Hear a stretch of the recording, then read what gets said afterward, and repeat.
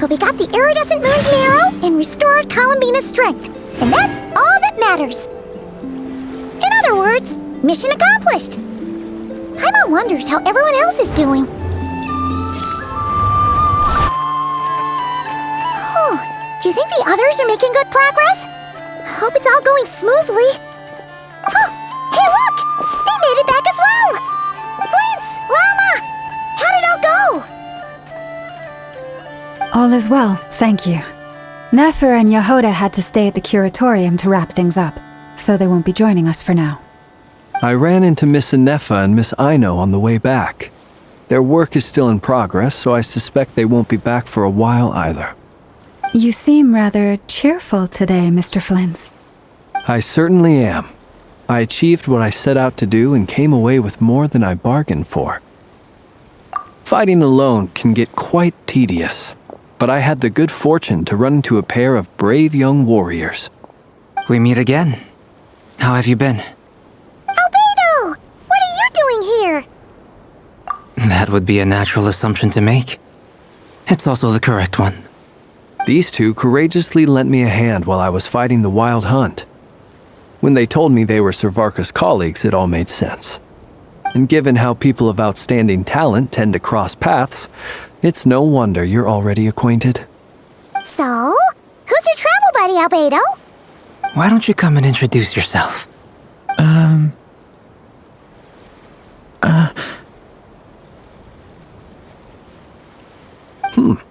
A gentleman of few words, I see. And a rather stern countenance. I presumed you were acquainted with him. Is that not the case? It's nice to meet you. Again. We've technically met before. Wait a sec! You're Minnie Durin! That's right.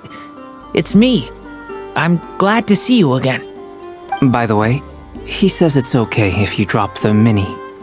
Yeah, I'm not as mini as I used to be. Interesting, isn't it? The first step towards blending into human society appears to be reflecting on whether one's name really reflects who they are. Wow! You look so different! In a good way, of course. It's great to see you looking so healthy. Thank you, Paimon. And although you're as mini as ever, I understand that diminutives don't always convey endearment. I'll be sure to simply call you Paimon as a sign of my great respect for you. Wow! You're such a smooth talker now. Paimon could get used to this. From now on, you may refer to her as your esteemed guide, Paimon. Personally, I think our little Paimon is the perfect size. When people call her Little Paimon, it's just because she's so adorable that they can't help themselves. If that's not a sign of endearment, what is? You're absolutely right, Miss Lauma. My brother still has a long road ahead of him when it comes to understanding human relationships. Anyway, speaking of long journeys, didn't Columbina, leave with you? How come she isn't back yet? She's been catching up with old friends. Wouldn't be surprised if she stopped for a cup of tea or 10 on the way back. Uh-oh. People are talking about me. Hope it's nothing negative. Judging from your expressions, I'm guessing it all went well? It's getting crowded here. I'll go grab some chairs. No need. This is a job for an alchemist. I'll whip some up momentarily. Thank you for your hospitality, ladies and gentlemen, but I was merely escorting my friends back. I'll be meeting Sandrone shortly, as we still have some things to discuss. It's been a pleasure, everyone. But this is where I'll say goodbye. We really appreciate your help. Oh, come on. Spare the formalities. I'm just glad I could help out some true friends. I understand. Well, bye for now, Harlequino.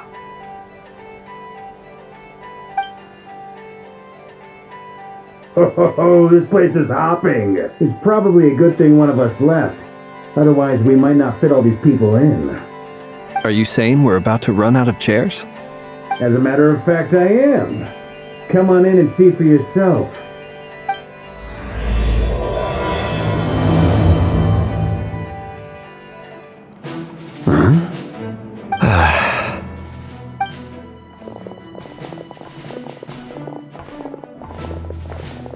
I overheard your little chit-chat outside, by the way.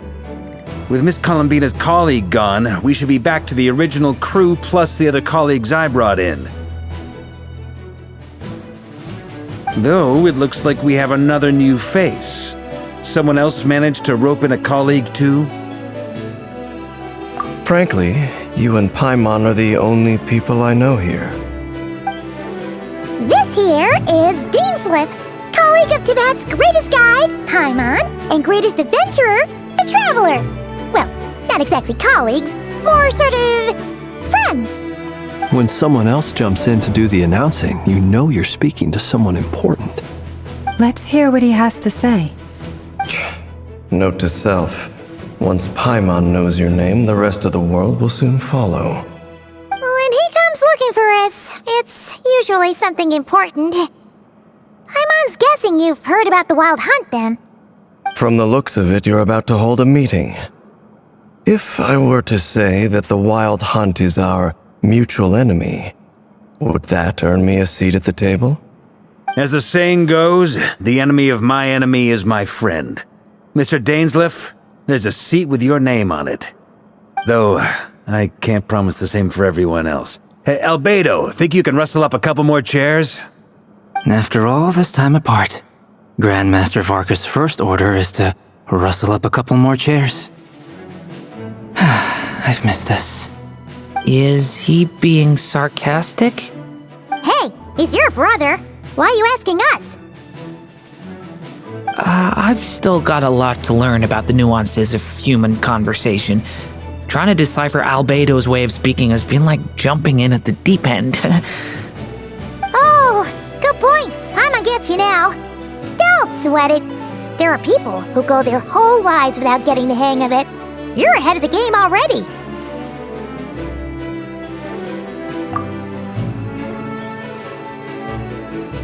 I wonder what's taking Neffer so long. Perhaps you should go and check in with her. If anyone can hurry her along, it's you. I just got back from the curatorium. Besides, aren't you curious to see what's taking her so long? Miss Neffer doesn't strike me as the type to share secrets. And since gathering intel is her specialty, I'm guessing she'd prefer to keep her methods confidential. Under such circumstances, would it not be tactless for me to impose? Oh, but it's fine for me to impose. What can I say? You have an unrivaled ability to garner people's affection, Miss Moonchanter. Besides, you have far more in common with her than I do. All right, then. Impressive. She barely fought back at all. I admire your powers of persuasion, my friend. As I'm sure Miss Lauma will realize soon enough, the trick in life is to always pitch in with other people's responsibilities so that you can be selective with your own. Another trick is to simply hide in the background. Spoken like a true sage. Anyway, looks like we've got some time to kill before the meeting. Let's take a little breather, folks. And feel free to chat amongst yourselves. We'll get down to business once the other two arrive.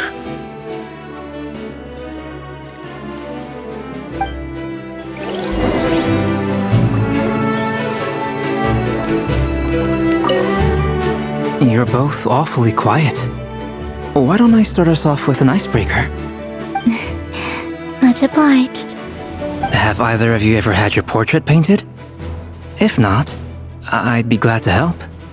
That sounds like a lovely idea. You know how to paint, then? I dabble occasionally. He's an excellent painter. Tables, chairs, people, dragons, you name it. He'll paint it for you. I'm flattered. If I ever get the chance, I'd like to give it a try myself. I'll bear that in mind. Anyway, how about you, Durin? What sort of portrait would you prefer? Oh, I'd be fine with anything. Whatever style feels best to you. Very well. Then I'll play it by ear. You can replicate any style I want? I can try. If you show me a sample, I'll do my best to match it. Thank you. In that case, I'll dig up some reference material for you. Is there something you'd like to say to me?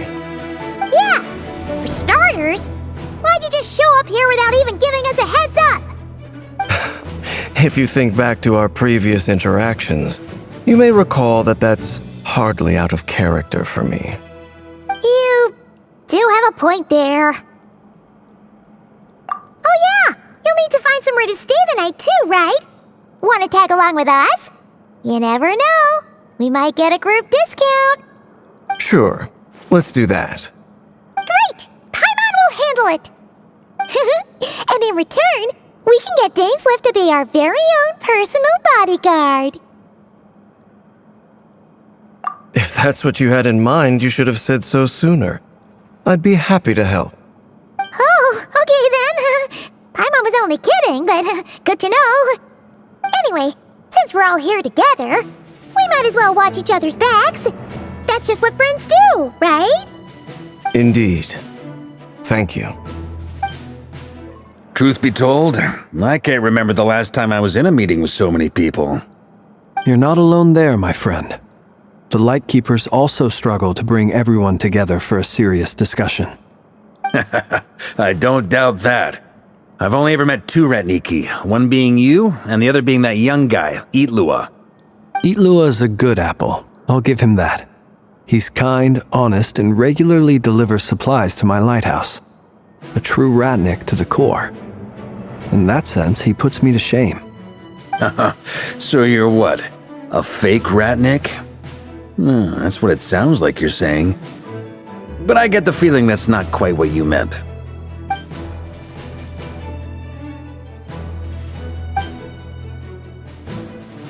Come on, why the awkward silence? Sorry. I'm not even gonna bother trying to hide it. You've known all along, haven't you, my friend?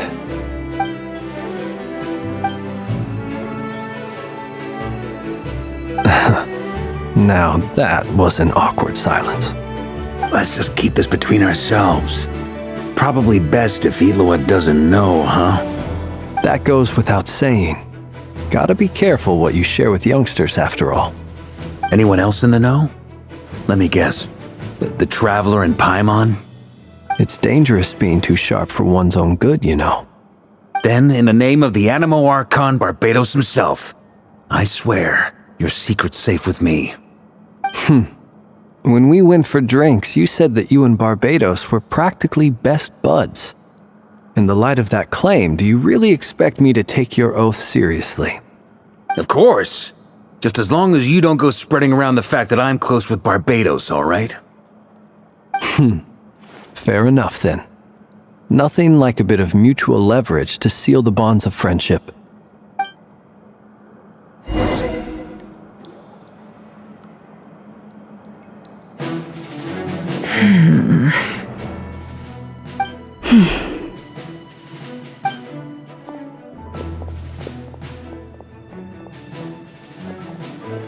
Ah, Miss Neffer. You made it after all.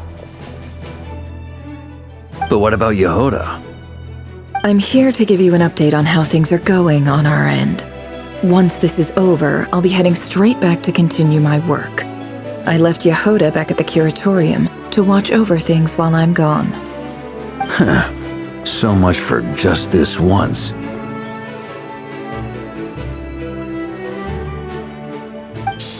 Not so loud! We're on a roll here. What if she remembers and suddenly decides to back out? Did you say something, Mr. Varka? Huh? I didn't say anything. Right, Flint's? Must have been a frog. They get so noisy around here at nighttime. It's like they're putting on a concert in the background. Anyway, before we begin, there's a few introductions to make. Let me start by saying that it's an honor to be speaking before so many distinguished colleagues and collaborators. First up, we have Miss Lauma.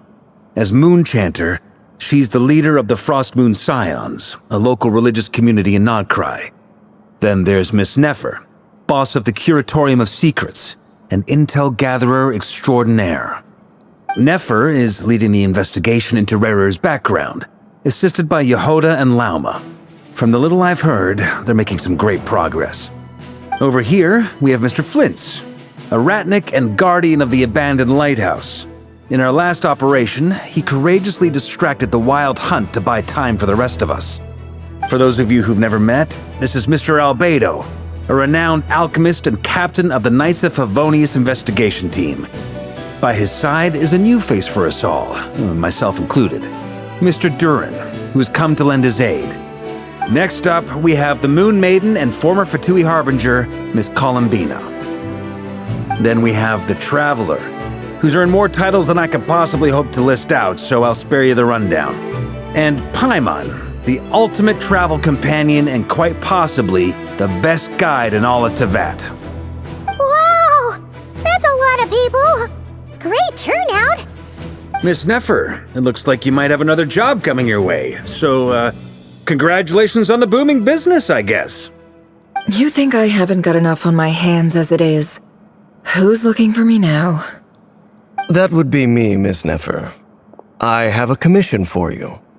And you are? Who I am doesn't matter right now.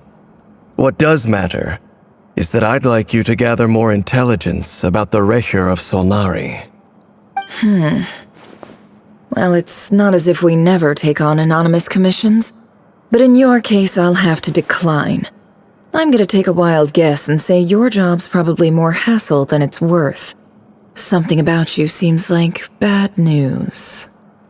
It's my eyes, isn't it? Conrian, I assume. And what's with the mask? Are you trying to hide your identity? In any case, the fact that you're even still alive raises an awful lot of questions for me. My name is Dainsleif. And yes, I am from Conria. As I'm sure you're aware, the Recher of Solnari's real name is Rerir. He was once an acquaintance of mine. Really? Then you must have been quite an influential figure yourself. You flatter me, but none of that matters anymore. My point was simply to clarify why I have asked Miss Neffer to investigate Rerir's background.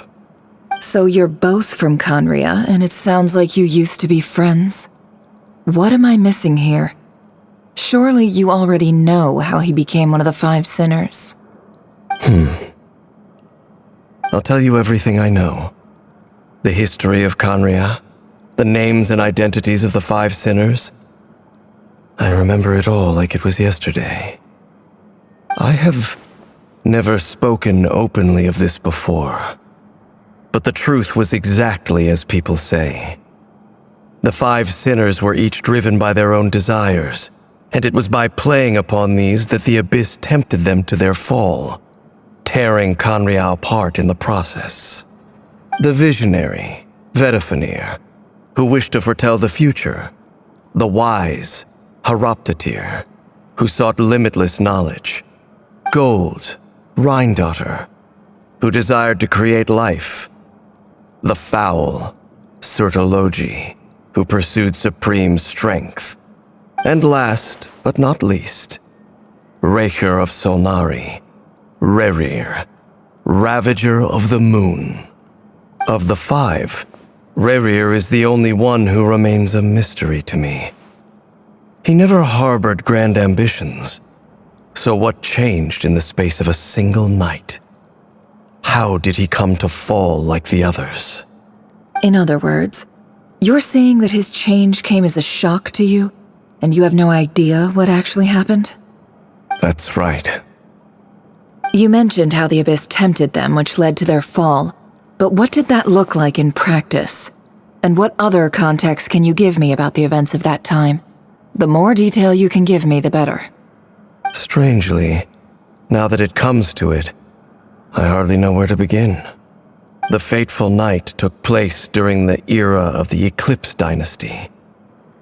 One day, my elder brother, the visionary, Vedifenir, was summoned to the palace by the Vinster King, only for the king to gouge out his eyes and cast him into the dungeons. When I came to hear of this, my fury knew no bounds. I gathered together every ally I thought I had, and together, we set a night to storm the palace and free Ved. Centuries on, the memories of that night still haunt me like a never-ending nightmare. We broke through the palace gates, just like we had planned, each striking towards our separate targets. But then, I was betrayed. Even Vedifenir, the very person I had come to rescue, abandoned me and partook of the Abyss's power. So, it's personal after all. Then tell me, Mr. Dainsleif, what price are you willing to pay? You, of all people, must know that nothing comes for free. I cannot say what price would be worthy of such a commission. But know this. Reri was not always a madman. Believe it or not, there was a time when he was just an ordinary man, working for the Conrian Intelligence Service. Uncovering the truth of Rerir's past is the only way to unravel this mystery. But before you decide if you will accept my commission, I will tell you more about him. Enough, I hope, to help you plan your next move. Sounds pretty good to me. Feels like we just flagged down a random passerby, only to discover he's actually a master strategist who has a score to settle with our enemy.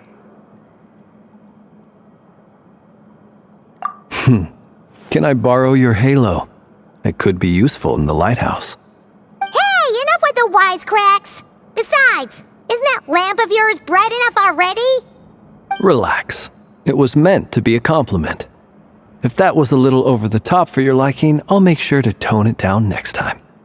I'll give your proposal some serious thought, Mr. Dainsleif. Let's speak in private once the meeting is over. Before that, there's a few things I'd like to share.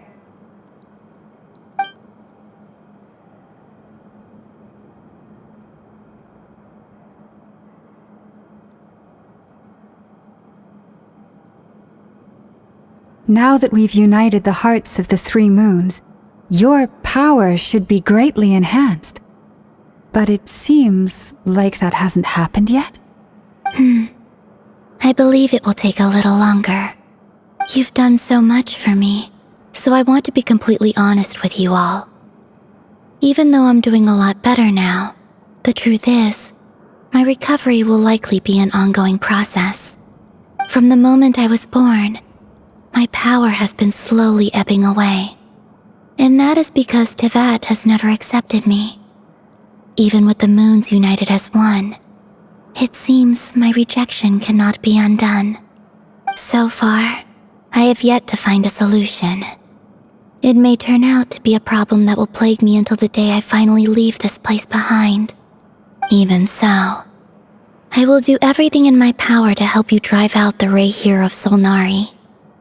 As Arlecchino put it, this is not about chasing the spoils of victory. It's just a gesture of heartfelt gratitude. Kutar.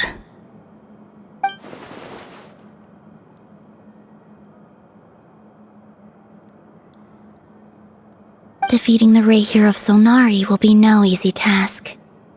While my strength slowly recovers, we'll also need to gather more intel. Naturally. We should take all the help we can get if we hope to defeat him. We've considered several viable plans now, but our choice hinges on the answers to a few key questions.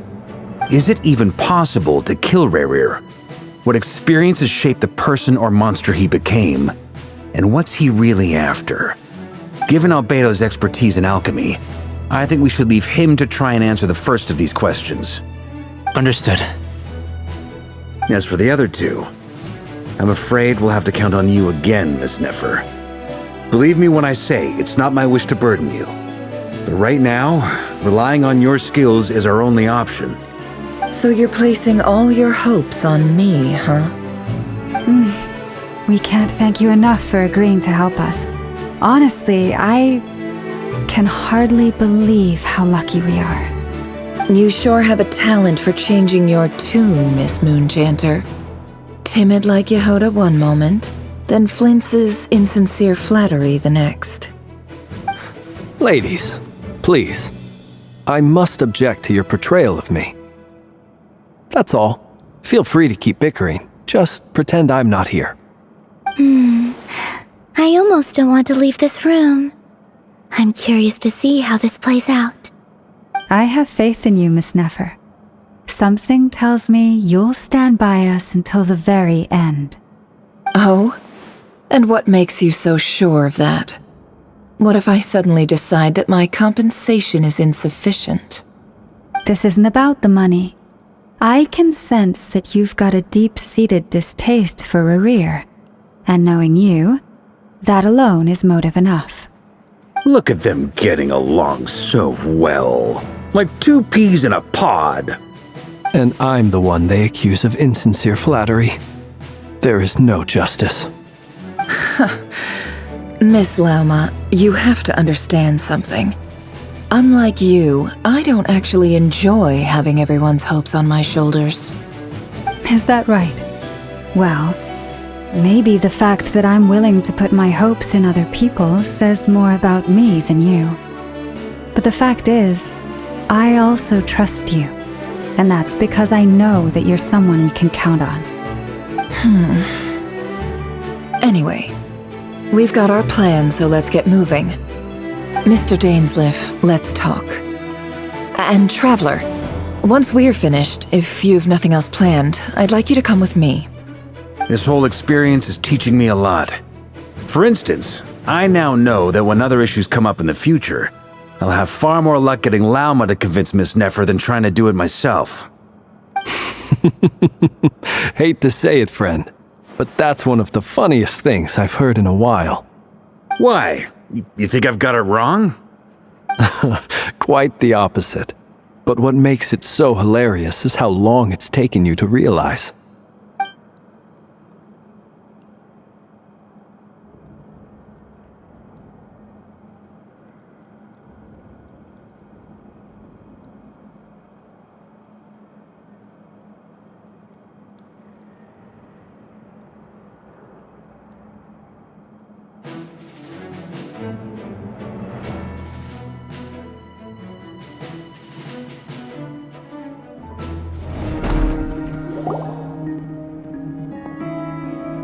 Thank you for waiting. It's okay. We actually used the time to help Dainsleif get a room at the hotel. That's very considerate of you. Now, I trust you share my curiosity about Rerir's past, and you seem fairly familiar with Mr. Dainsleif already. We spoke at some length after the meeting. He was the one who suggested I should invite you to join this operation. He feels confident that these secrets will be safe with you. Dane has a lot of faith in us, that's for sure. Likewise. I appreciate that you got right on board without interrogating me about why I invited you.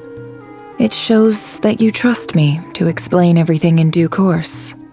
That's because we know what you're capable of. We appreciate you too, Neffer.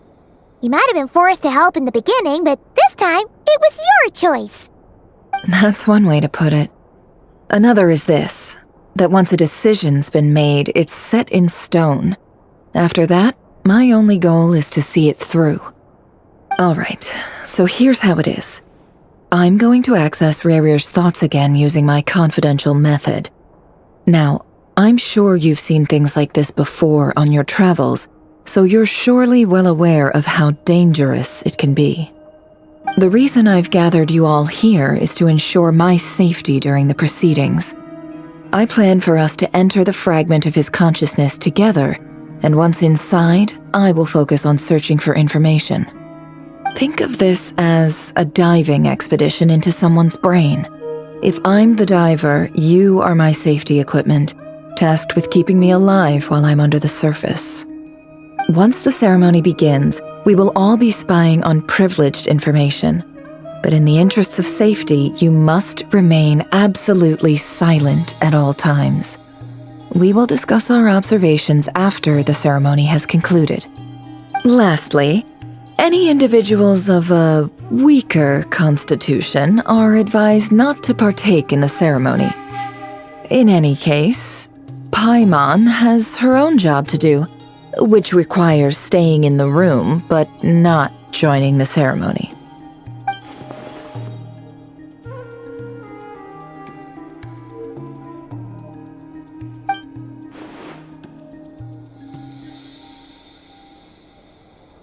Well, good luck, everyone! Sounds like all Paimon can do is cross her fingers and root for you guys. There's a little more to it than that. I was being serious when I said you have a job to do. While the rest of us are inside Rerir's mind, it's imperative that we have a team member on the outside. In the event that something goes wrong, you will be our first responder. I don't anticipate any issues, but the extra level of safety will be greatly appreciated. I second that. This is a dangerous operation here, and you're our whole rescue team. That's pretty much the most important job in the crew. So, Paimon's like the lifeguard? Yeah, that makes sense. Alright, got it. Good. Please, take a seat. We'll get started momentarily.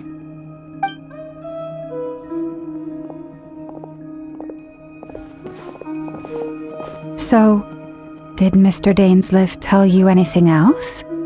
He told me that he believes Rerir kept some big secrets in his life. He's not sure that they were the cause of his eventual downfall, but he's asked me to uncover what those secrets were all the same. But surely you're not planning to go through with this, no matter the cost. If you think that, you'd be overestimating me. I'm a businesswoman, not a mercenary. But I do have my own professional reasons for taking this job. You think I'd turn down the opportunity to get a first-hand glimpse into Conrian history? No chance. Well, as long as you don't let morbid curiosity get in the way of safety concerns, we're good.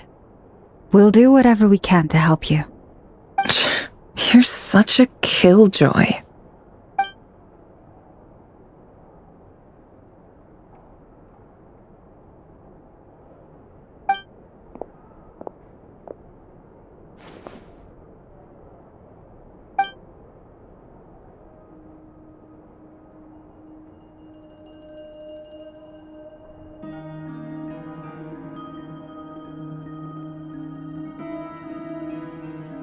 All right, I'm good to go. All set over here too. Promise, Paimon, you'll be extra careful. All right. Let your whole body relax. We're about to begin. Close your eyes.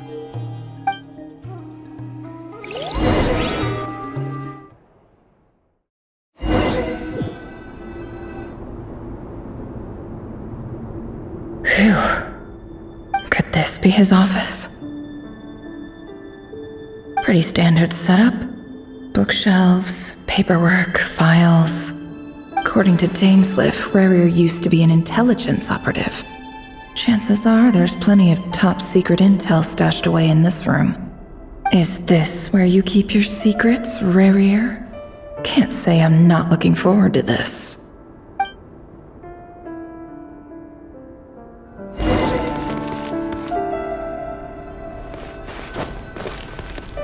He looks even gloomier than last time.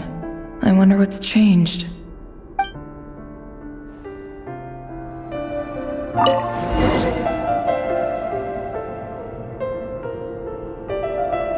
Today's files are in.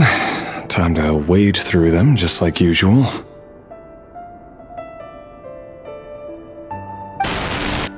Male, 51.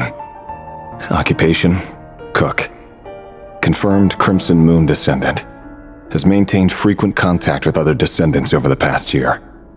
Poses a threat to the dynasty. Neutralized.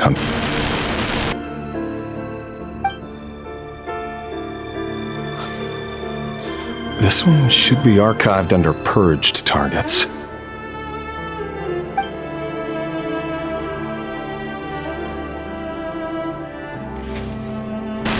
Female, 23. Occupation, office clerk. Confirmed Crimson Moon descendant. Has maintained frequent contact with other descendants over the past year. Poses a threat to the dynasty. Neutralized.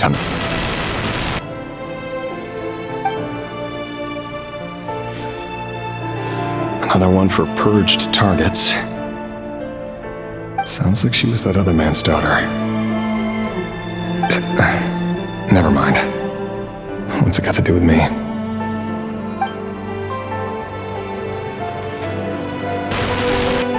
Male, 40.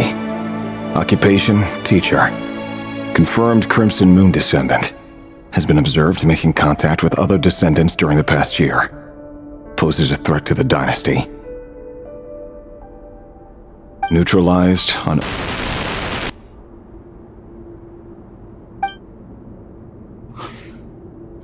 Just another nobody for the archive.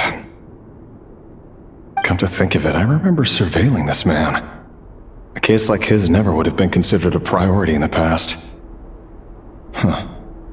He barely even interacted with other Crimson Moon descendants.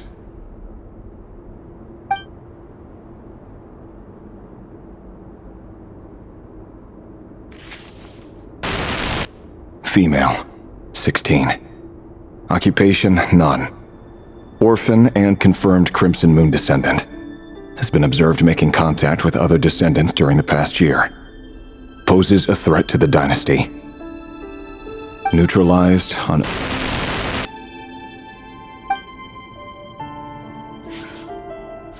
Filed. I have no recollection of this girl. None whatsoever. She doesn't seem to be anyone important, but then again, how many of them really are?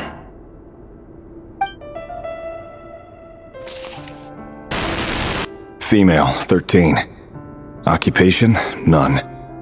Orphan and confirmed Crimson Moon descendant. Has been observed making contact with other descendants during the past year.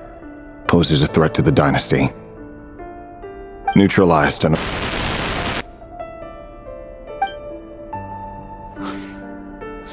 Filed.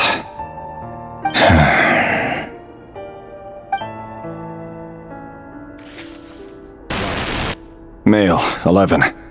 Occupation, none. Orphan and confirmed Crimson Moon descendant. Has not been observed making any contact with other descendants during the past year. Poses a threat to the dynasty. Neutralized and...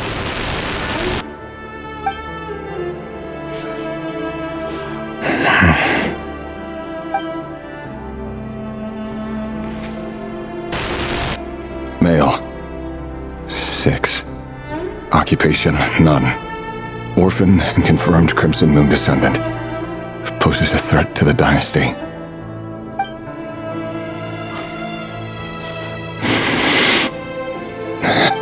It's funny, isn't it? Your job is becoming both harder and easier at the same time, depending on how you look at it. Sooner or later, the Crimson Moon descendants will be completely wiped out.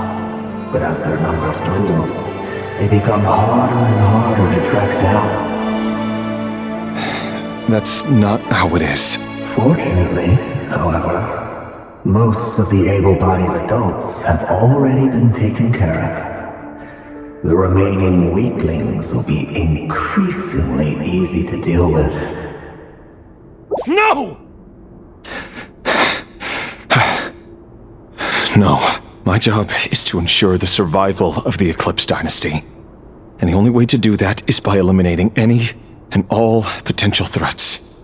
It's a perfectly legitimate line of work. Every single one of my colleagues can attest to my fairness. And if my friends were aware of the facts, I know they'd back me up too. Assuming, of course, that they were aware of all the facts.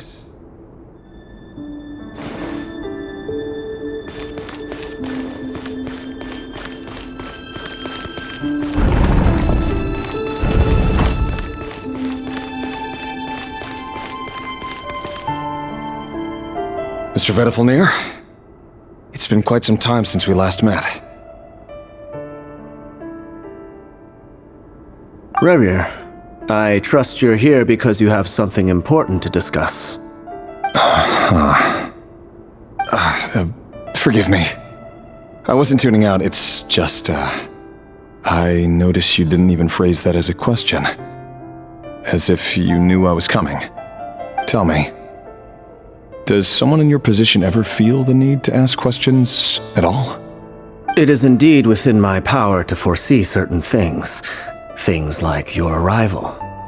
I was just thinking, it won't be long before I'll be inviting both you and Dane to my wedding. That isn't a lie, but nor is it a fact as such. It's a wish, isn't it? No fooling a prophet, is there? Ever since that day we met for drinks, I knew it was only a matter of time before you came looking for me. Does it feel good? Knowing how the future will unfold. I'm afraid the notions of good and bad fail to capture the complexity of what such a power entails. Once you've seen what will come to pass, it can be all too easy to succumb to fear and melancholy. Unless, of course, you learn to abandon these feelings.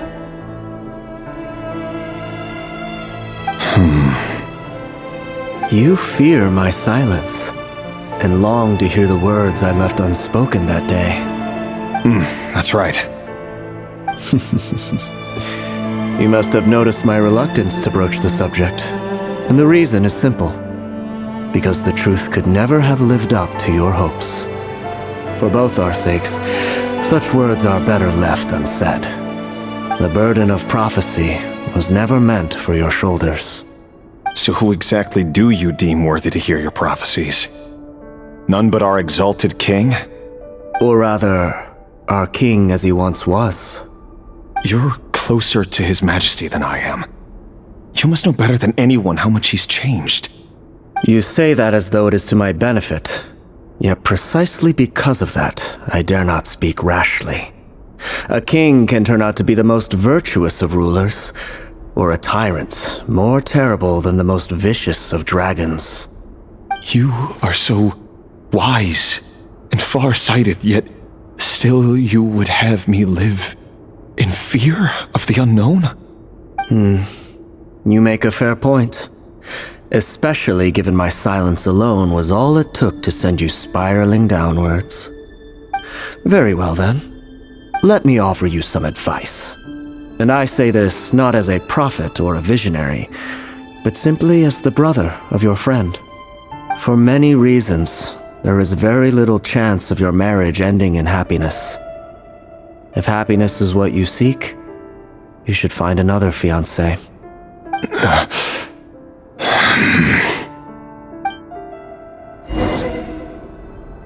Hold on. There's that same black fog again. Could this memory belong to Tholindis? Guess I'd better tread carefully.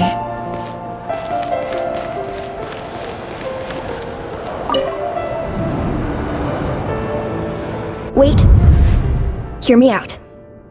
This time we finally got a clear look at his face and learned his true identity. His name is Reri, and he claims to be one of the king's guards. What did you say? A cruel irony, isn't it? The man you're set to marry leads a double life as a brutal executioner. Why are you telling me all of this now? Simple. It's because I want you to kill him. You are the only person he would never suspect. No, absolutely not. I would never dream of doing such a despicable thing. So you'll just stand by and watch him slaughter us to the last? Do not forget that the blood of the Crimson Moon flows in your veins too. The blood of the Crimson Moon? What does that matter now? The dynasty has long been dead and gone. You think that alone is reason enough for me to throw away everything I have? Why wouldn't it be? You two were once a child of the Crimson Moon, just like me. Don't tell me you've never felt so much as a flicker of fury for the way we were trampled into the dust. As long as you promise to abandon this pipe dream of restoring your dynasty, I can try to persuade him. Or have him persuade the Vinster King. Persuade the Vinster King? Do you even know why he's so obsessed with hunting us down?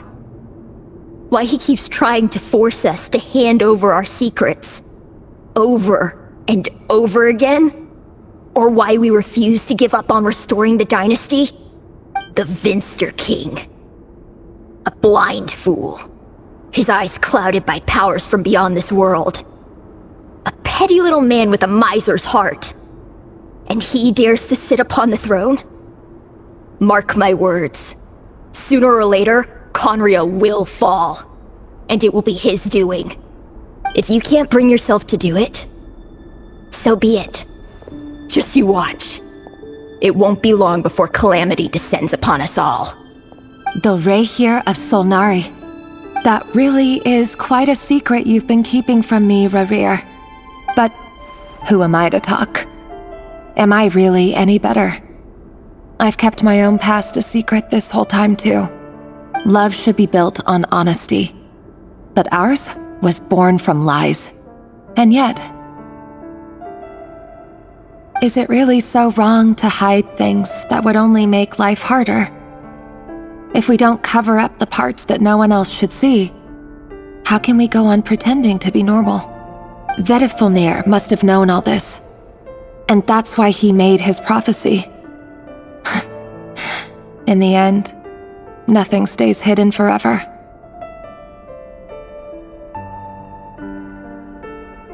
But I won't just sit by and watch this disaster unfold. I'll do everything in my power to protect what I cannot afford to lose, no matter who I have to face.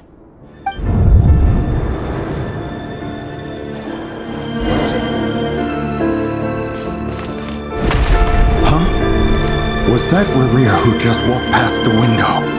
Doesn't it give you the chills that he still takes the same road to work every day, as if nothing ever happened? Those people at the deli. Enough already. They're clearly pretty taken by their own disguises, so just smile and play along. Pull the rug from under beasts like that, and you'll risk having your throat torn out. Deli? They're talking about those people from the opposition. Right. I'd almost forgotten they used to run a deli. People of no consequence always vanish so easily. And no one even remembers them.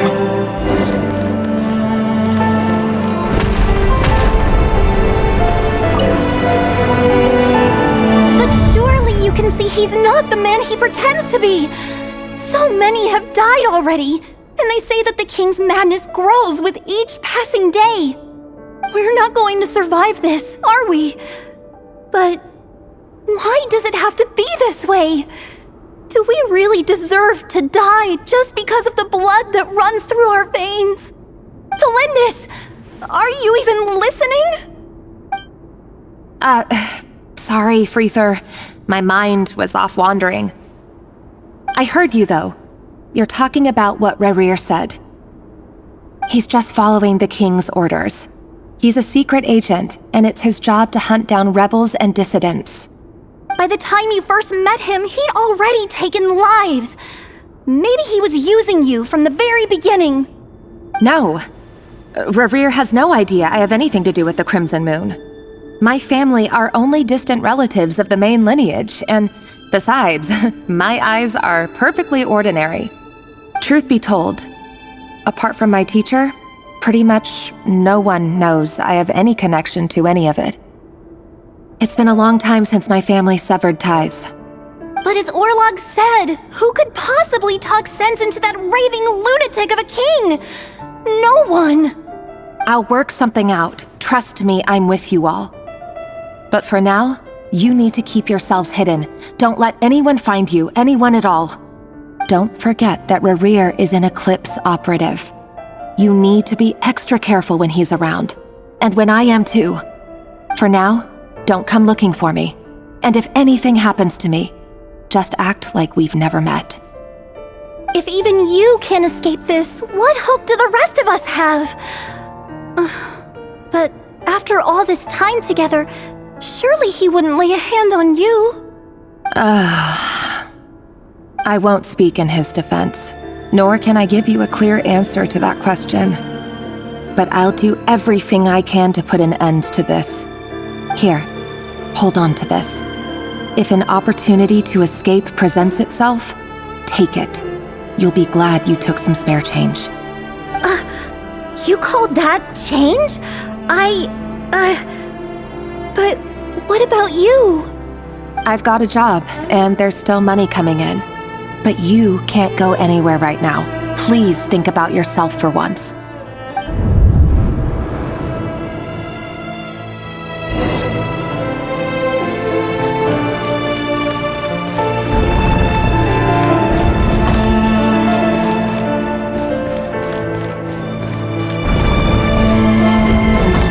Another day, another round of assassination training. The training ground is just beyond this hidden passageway.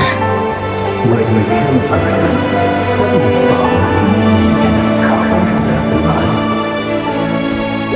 Why would it? Aren't we all just walking blood bags?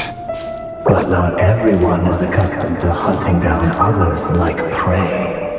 You've been a hunter for so long now, you seem to have forgotten that most people don't just go around killing one another.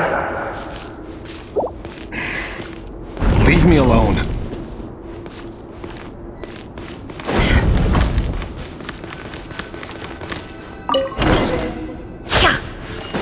Make sure you have a firm grip on the handle. Then choose your angle well. Keep your movements light and brisk. The prey won't sense a thing. I doubt that. I'll bet no one's ever died a quiet death at your hands. I work clean. No traces.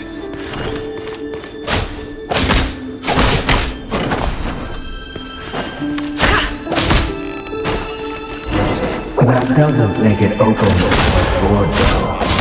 The king just happens to need you right now. What if someday he doesn't? Won't happen. He's changed. Ever since he fell under the spell of their power. In the beginning, he only had you take out a handful of the guilty. But The ones I've dealt with have always been guilty. And I've carried out my work flawlessly.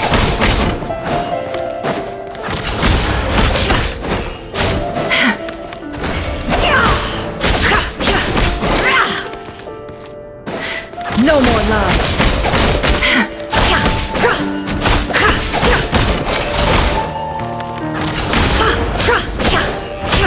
you know why Solidity makes such a proposal, don't you? Was it because she didn't trust you?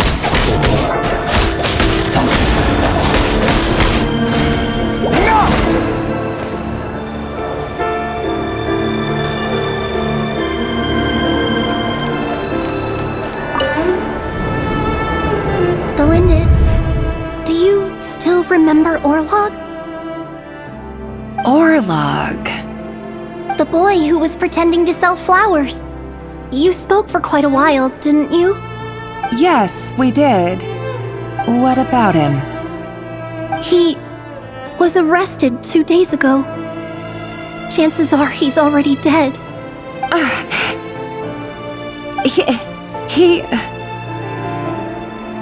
I just don't get it! After everything he's done, why do you still stand by him? Or does it mean nothing to you that people keep dying? No, that's not... Just hear me out. I need to go now, Толиндис. They're looking for us. You take care too.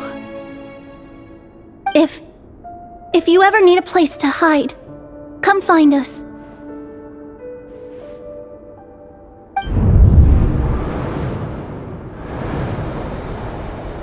Author Толиндис.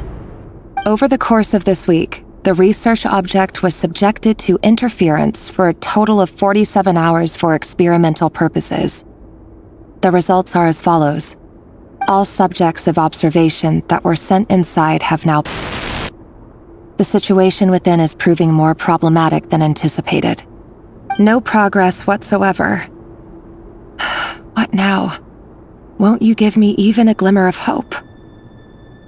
Things are getting worse by the day. I have to find a way or we'll all be in danger.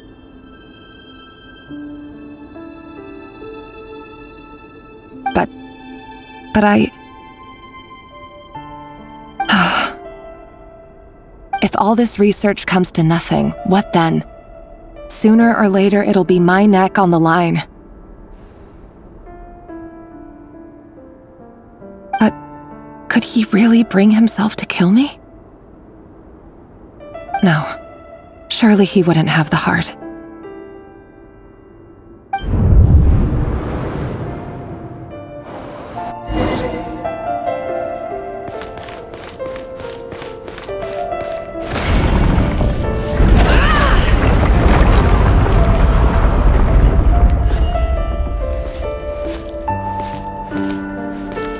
Why won't you just let us go? We don't even know each other. All we want is to live ordinary, peaceful lives. You want to live?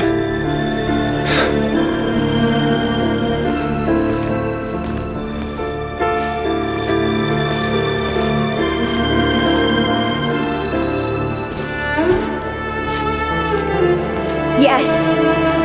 I just want to go on living. Is that really such an unforgivable crime?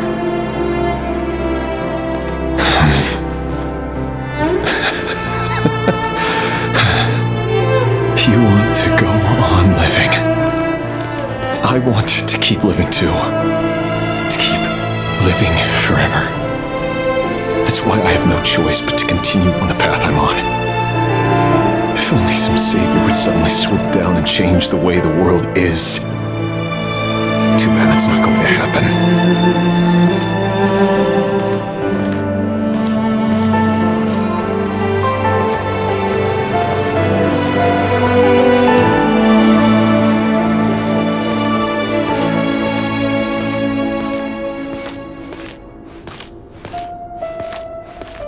Imagine that. If there really were such a person, you and I wouldn't be standing here like this, would we?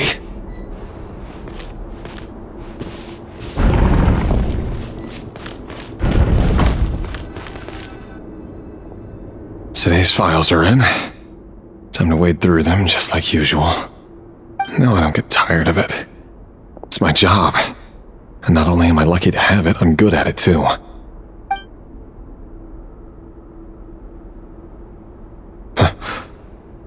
Wait. That's... Толиндис? No. No! No! Why? But you bear no mark of the Crimson Moon! How could you possibly have anything to do with them? It cannot be! A diluted bloodline. Carefully concealed. I see it now. You've been living in the shadows just like me. What a fool I've been. Numbing myself with talk of justice. Even imagining my friends would back me up. But in the end, Irminsul. Finster King! How far are you going to take this? From the direct bloodline to secondary offshoots? And then what? Today it's the descendants of the Crimson Moon. Who will it be tomorrow? Will you not rest until everyone down here is dead? No. This cannot go on. This is where it ends.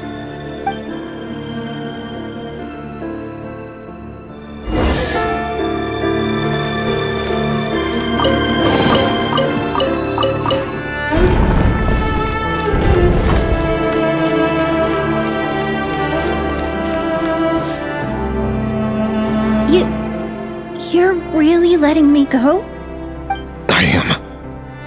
As long as you can guarantee that no one will find you. Don't worry, I'll be extra careful. No one will know I was here. But what about you? Me? If you let me go, you won't be able to complete your mission, will you? Good point. In that case, maybe you should stay. No, please! I just want to see the outside world again. Go on living? Yes. I know you're a man of your word. So please, just let me go. If I let you leave, what will become of me? Just kidding. Go, now. But remember, don't let anyone know you were caught. We'll be seeing each other again very soon if you do.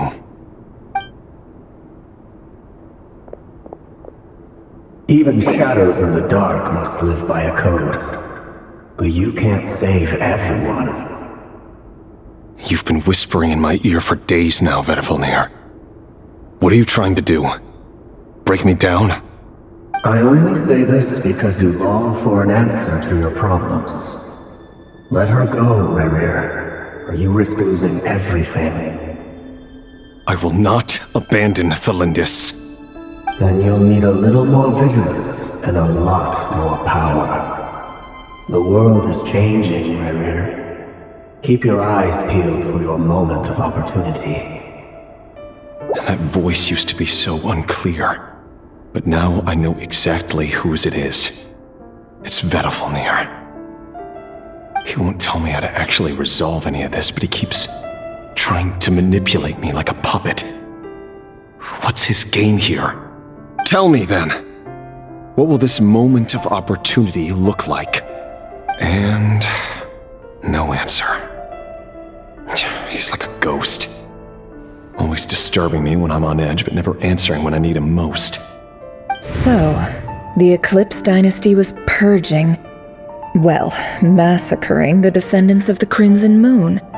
And it seems like it was all connected to the Vinster King's research. The King's obsession with abyssal power left the future of Conria hanging in the balance. No wonder every aspect of Rerir's life was so unstable. And it looks like this Tholindis, Rerir's would-be fiancée, herself belonged to a sub-branch of the Crimson Moon Dynasty's descendants. It almost defies belief that a couple like them could hide the truth from each other for so long. If the Vinster King hadn't intervened in such a drastic way, they might have gone on deceiving each other for the rest of their lives. And why does Vedifilnir, Dainsleif's older brother, keep talking in Rerir's head? This guy kept more secrets than I ever imagined. The human mind is like a vast desert of shifting sands. When you follow the flow of someone's memories, you only ever see the parts they're willing to let surface. Time for something a bit more creative. We've been inside Rerir's mind this whole time, building up a picture of his psyche. There's already enough clues on the board to start reading between the lines and mapping out the rest. Now, we can finally begin to put the pieces together. Sure, it'll only be a reconstruction, part simulation, part reasoning, but it's usually pretty accurate. Once we've built up a cognitive profile, we just need to cross-check the logic behind his actions. And then we'll be able to take a sneak peek at whatever it is that Rerir has really been hiding.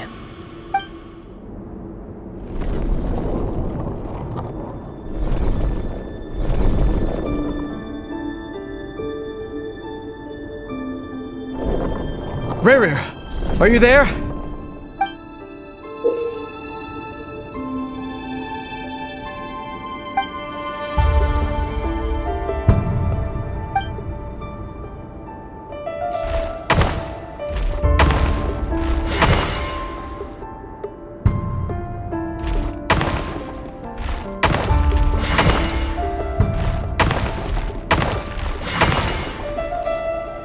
Hey, Reri!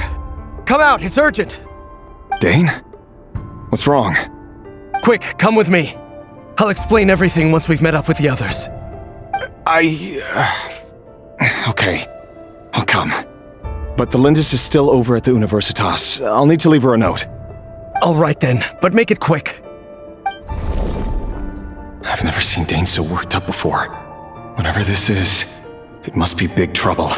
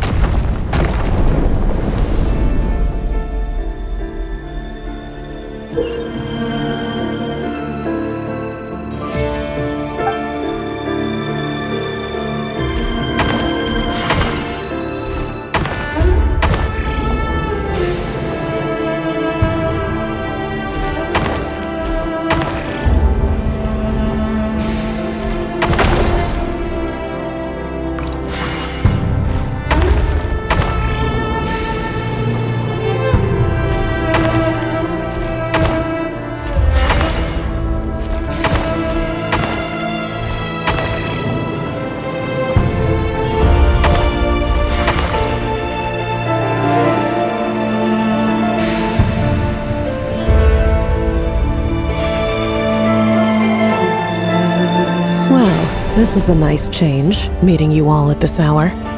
When men and women of ambition can speak face to face in broad daylight, I say that's a big step forward for our dear Conria. Don't be ridiculous. We do not fear the day. Why would we seek refuge in the night? You might ask your blade that same question. I'm told it prefers the cover of darkness. The word on the street is that Serdologi only strikes when he has an unfair advantage. But that is patently false. I see you're missing an arm and a leg. Surely only a fair fight could explain that. If this is your way of offering me replacement limbs, believe me, I'll take them. Oh, we can certainly discuss that. With bioalchemy, anything is possible. Assuming I have your full support in my research. Lunatic. Robtatir. What brings you here? Why, Dainsleif, of course. He invited me. Please, cast aside your apprehensions, Miss Rhine-daughter. Whatever the rumors may say, I am but a humble servant of the king, and I can assure you he affords me no greater convenience than he does you. Well, the Universitas Magistrorum won't stop fawning over you, so at least some of the rumors must be true. You're clearly doing well for yourself, so drop the humble servant act. It endears you to no one. You're president of the Universitas Magistrorum, the chief royal mage known as the Wise by royal appointment, and by far the most favored among the 4 pillars of Conria. Vice President Veet doesn't even try to hide his envy when he sees you. My success is the product of hard work and good luck. It's as simple as that. Were the king not such an extremist, I hardly think I would have received a senior post at my age. Of course, no job is without its gripes. Serving a king like ours can be a challenging task, as I'm sure you can imagine. And as for Efterveet, in missing out on the presidency, he's dodged a mountain of stress. Like everything else in life, it comes with pros and cons. You're all here. I apologize for the short notice, but it was an emergency.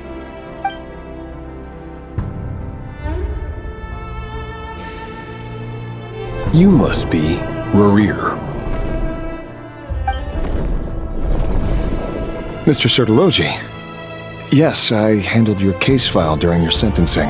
Nothing personal, of course. I'm pleasantly surprised that you remember me.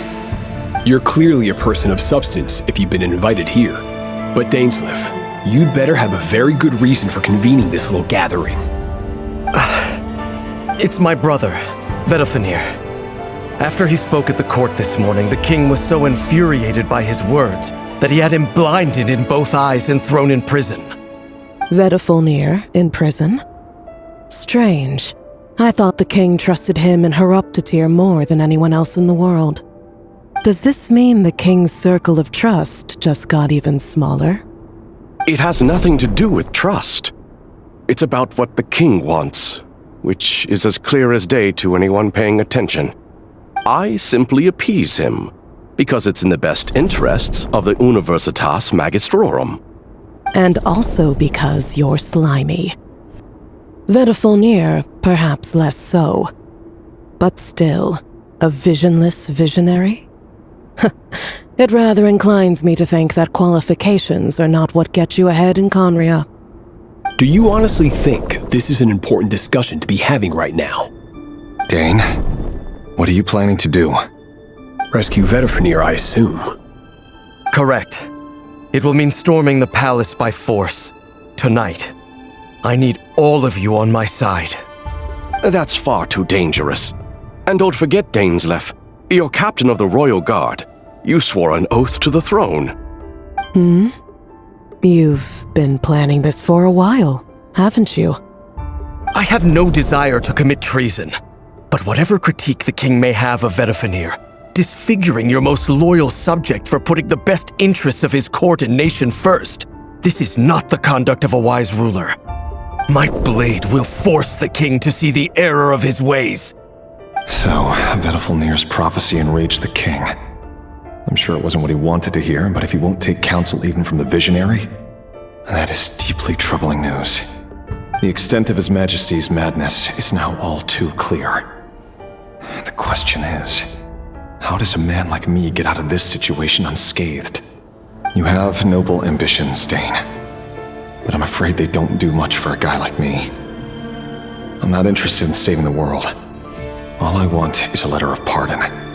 A letter of pardon? For whom? Tholindis? The chances of the Vinster King issuing a pardon for anyone connected to the Crimson Moon seem vanishingly slim.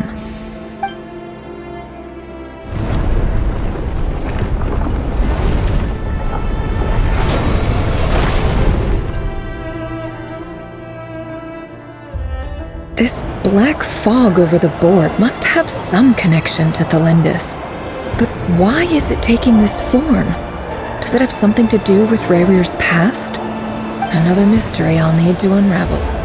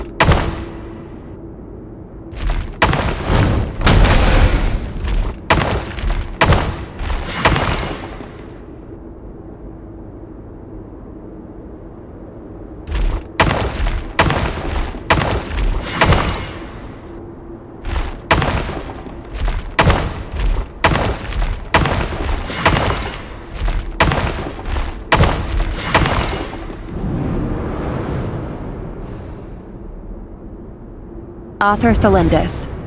Over the course of this week, the research object was subjected to interference for a total of 60 hours for experimental purposes. The results are as follows. Research dating back to the Crimson Moon dynasty has established 2 points regarding moon marrow. Firstly, its origins have something to do with a god's power. Secondly, it serves as a portal to an as-yet indeterminate location. Moon marrow can thus be defined as a spatial gateway. However, there are a number of hurdles to overcome before we can answer the question of where it leads to. To start with, opening the gateway requires a specific power source, which the relevant literature indicates. An enormous amount of power is then required to keep the gate open. Currently, the total power output of our instruments remains in the single digits.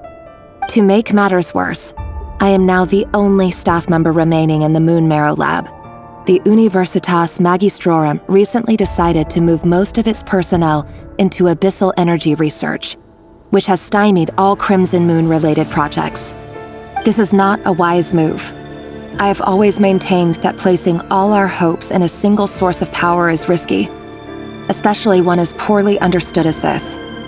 As well as making ourselves overly reliant on a single resource, we are neglecting other promising technologies. I apologize if this comes across as disrespectful. But as a Moon Marrow researcher, I desperately want to see the world beyond the gateway. If we really made it there one day, what would we find? And how would we go about taming the unknown? My imagination is endlessly fueled by questions such as these.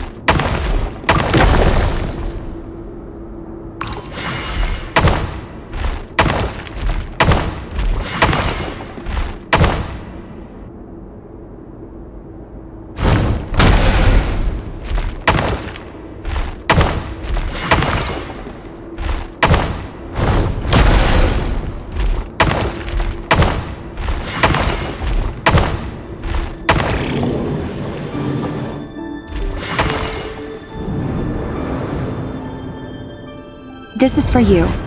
I heard you're gonna leave the city with your parents. Толиндис, did you hear about what happened? I've heard nothing. Reri got back very late last Friday, and he was acting a little unusual, but he slept pretty well, so I'm guessing whatever he did was a good deed.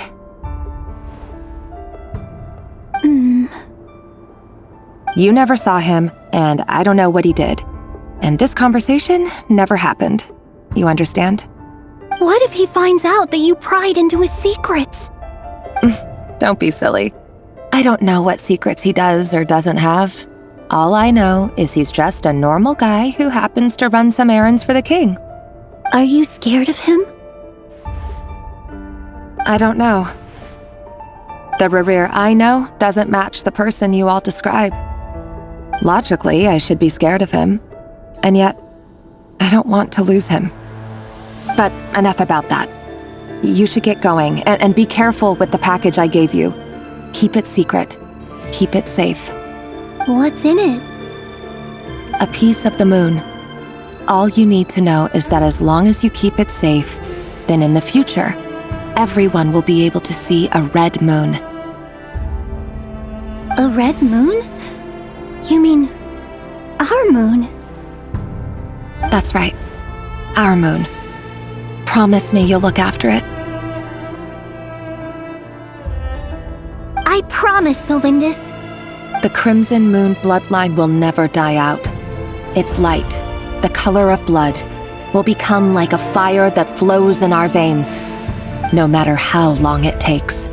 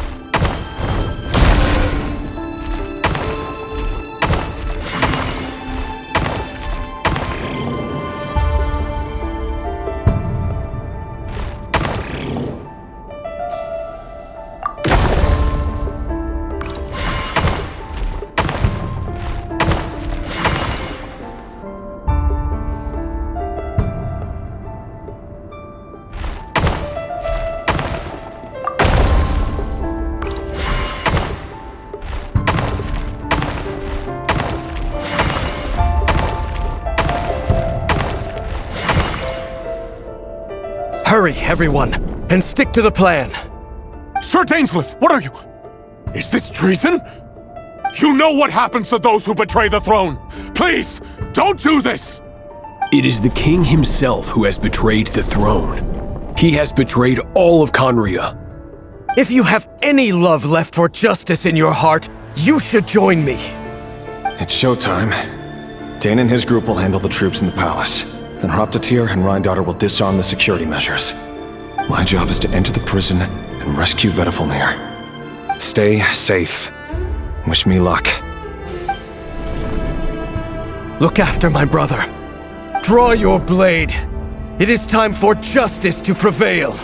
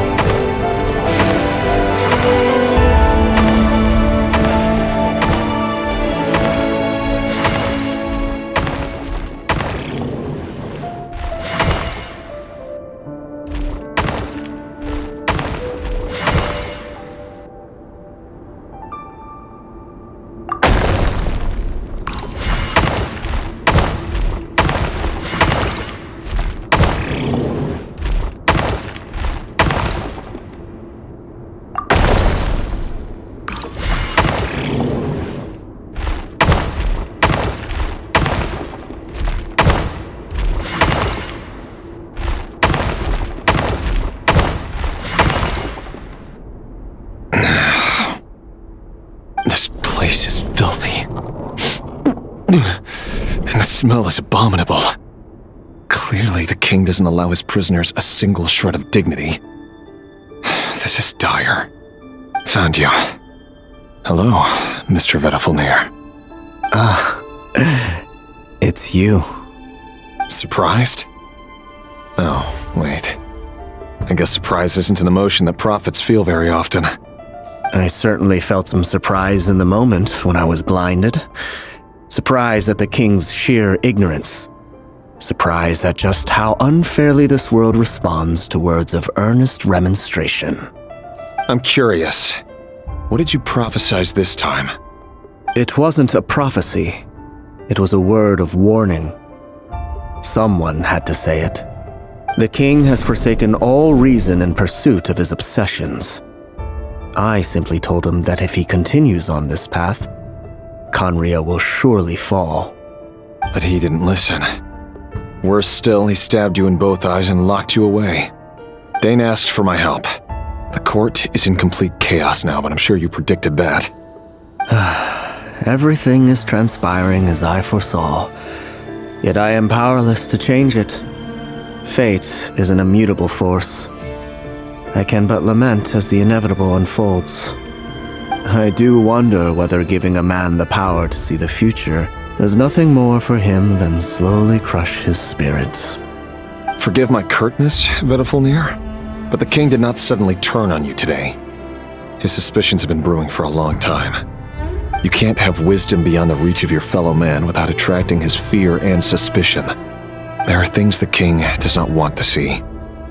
So, he doesn't want you having visions of them either. He blinded you because he thought this would make the visions stop. He wasn't entirely wrong. I did indeed lose my power to see the future. Right up until...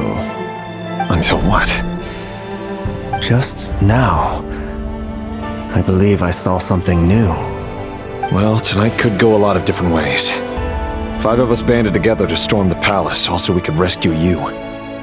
This will go down as the most tumultuous day in Conrian history. I sense hatred in you, but also hope. A desperate hope that with the tyrant deposed, that will be the end of the story. But this is not the end. It is the beginning of a new chapter in a whole new story. There are many men of honor and courage in this world, Reri. But you are not one of them. You're not here for justice, are you? You're here for yourself. Is that a dagger? Interesting. Why not the polearm? It was always your weapon of choice. With your abilities, I don't doubt that you were able to recover some of your sight. But I also doubt that you want to make an enemy of me right now. Of course not. We're on the same side, aren't we? We could be. But I need you to be honest with me, Vedafilnir. At this point, you're my only hope for the future. You mean your future? With your beloved, Толиндис? Yes. And I know there are bigger things at stake here. A dynasty, a nation, maybe the entire world. But forgive me, I care first and foremost about myself. I can't abandon the one I love to save myself. I just can't do it. But you see a broader picture of the future than I. You see the solutions to the biggest problems of our age. So tell me, what is my solution? What's the answer? In matters of fate, answers are either right or wrong. What will be and what will not. Maybe you are willing to pay a certain price in the pursuit of happiness, but unfortunately, fate does not negotiate. That is the cruelest thing about fate. It is unmoved by your sacrifices. That can't be true. I know it's your voice that I keep hearing in my head, urging me to see how the world is changing, to seek more power, so I can protect the things I love. You show me disaster, but you won't show me how to avoid it? Why? Why are you doing all this? My voice. In your head.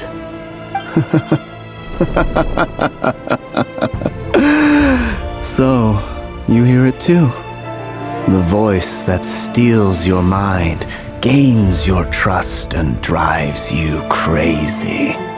It turns out that we are not so different, you and I. Vedafilnir just broke into the strangest smile I've ever seen in my life, as if he'd discovered some monumental secret.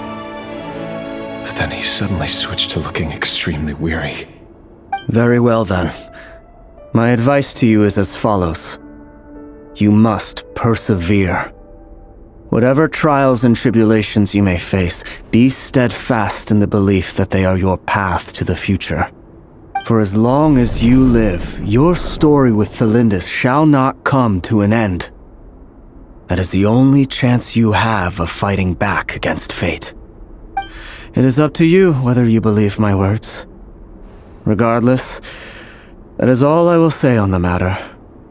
I have no right to intervene any further. I will hold you to your word. Thank you for setting me free. In return, I will tell you one more thing that you cannot afford to ignore. Just then, a strange wave of energy rippled through the city. We had no idea what it could mean. If I were you, I would head to the Universitas Magistrorum. The Universitas? Oh no! I'm sure we'll be seeing each other again very soon, Reri. Whatever Vedafilnir said, I didn't catch it. I didn't even help him out of the prison. There was no time to lose.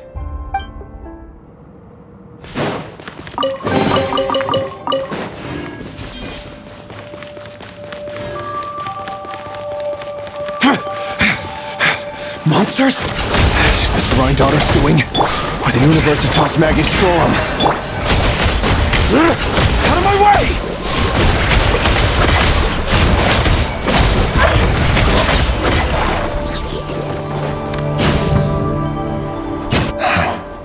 The Universitas. That reminds me of a rumor I once heard. Allegedly, the king installed secret mechanisms in the palace and around the city. No one knows where they are or what kind of power they hold. But if they were ever going to activate, it would probably be on a night like tonight.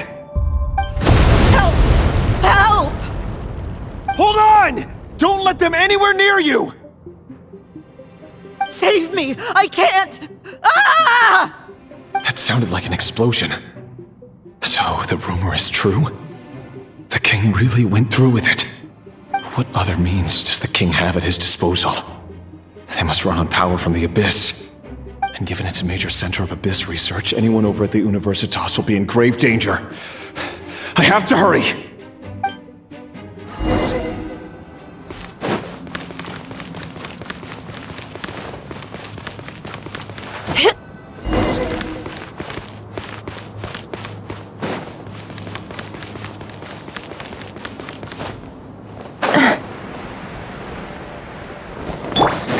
Let's dance! Yoo-hoo! My will embodied! Another star goes out! Start!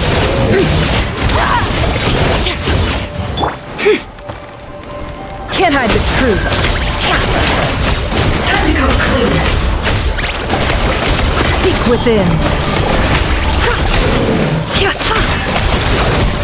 No more lies. I saw this coming.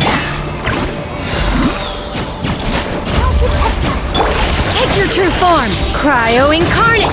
Show a new praise! Let the world come on! Merciless! Paradigm shift!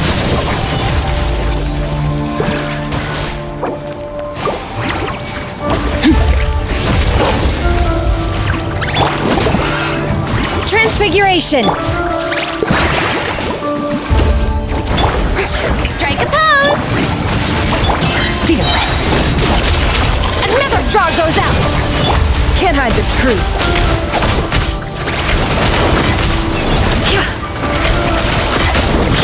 No more lies. Time to go clean. Time to go clean.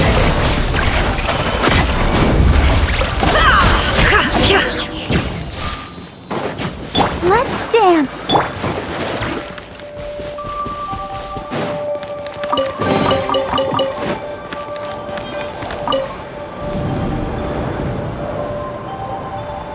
Monsters!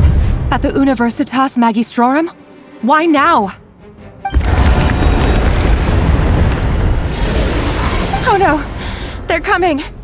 It's no use. The table won't hold out much longer. The weapons. Where are the weapons? Of course. All the lab equipment was upgraded after the inspection last week, but the new weapons haven't been allocated yet. I'm done for. Is anyone there? I need help! Ah!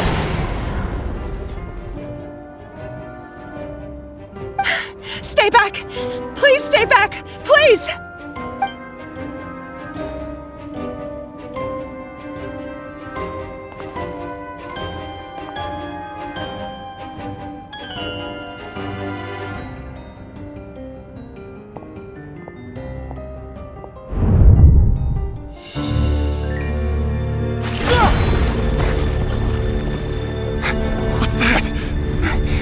Reri!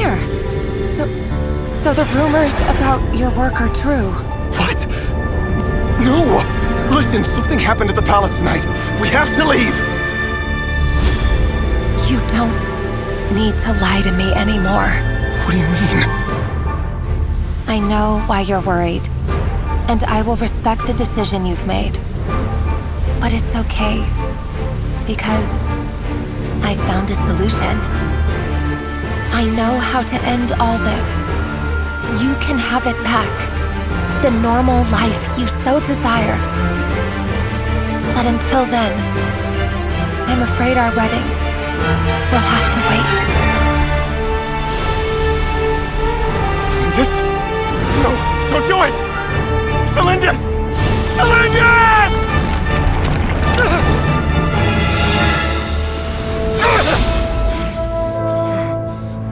I told you, Reri. Let her go. You will find someone better. No! No, I won't do it! I have to save her! By what means exactly? A lowly pawn. You lack the power and the strength of will. Do you know a way? Tell me! Come to the palace. Join us.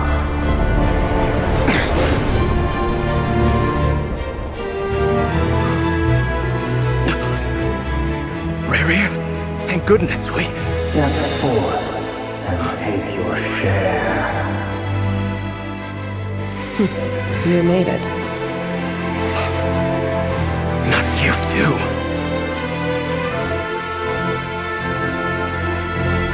Hatred or grief, despair, desire. We all have our own.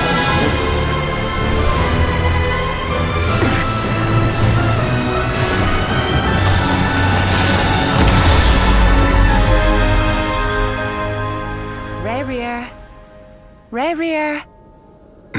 Talindis? Were you daydreaming?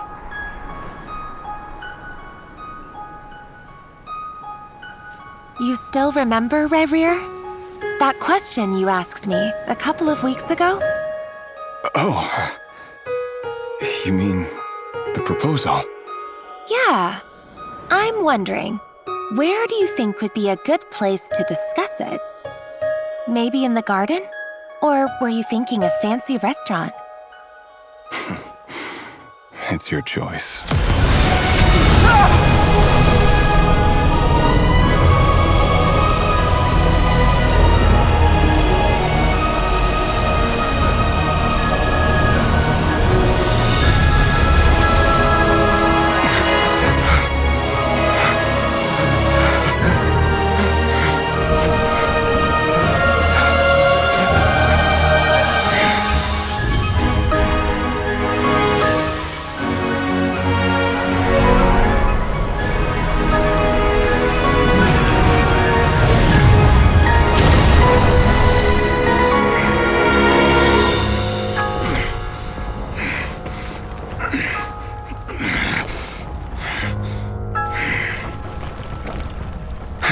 Find you.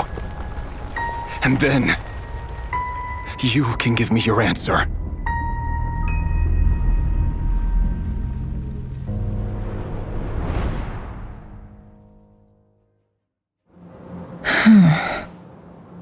So that's how the Raker of Solnari was born.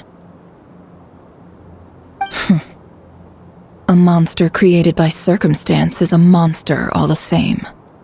Viewing other people's thoughts for too long can get uncomfortable. Right now, I'm feeling a strong sense of loathing. In a nutshell, the story of Conria is what happens when the truth falls by the wayside. Everyone tells little white lies, and before long, you have a huge pack of lies that destroys everything. Whew. Time to get back. His past is filled with sorrow, but the tale of any fallen civilization is one of endless tragedy. Cruel as it may be, that was Conria's fate.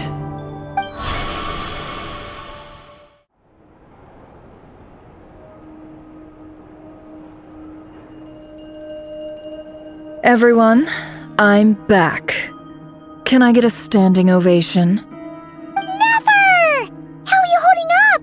Feeling okay? She's fine. Boss is a pro. Yes, I'm fine. You will have seen the events of Rerir's life through my thoughts.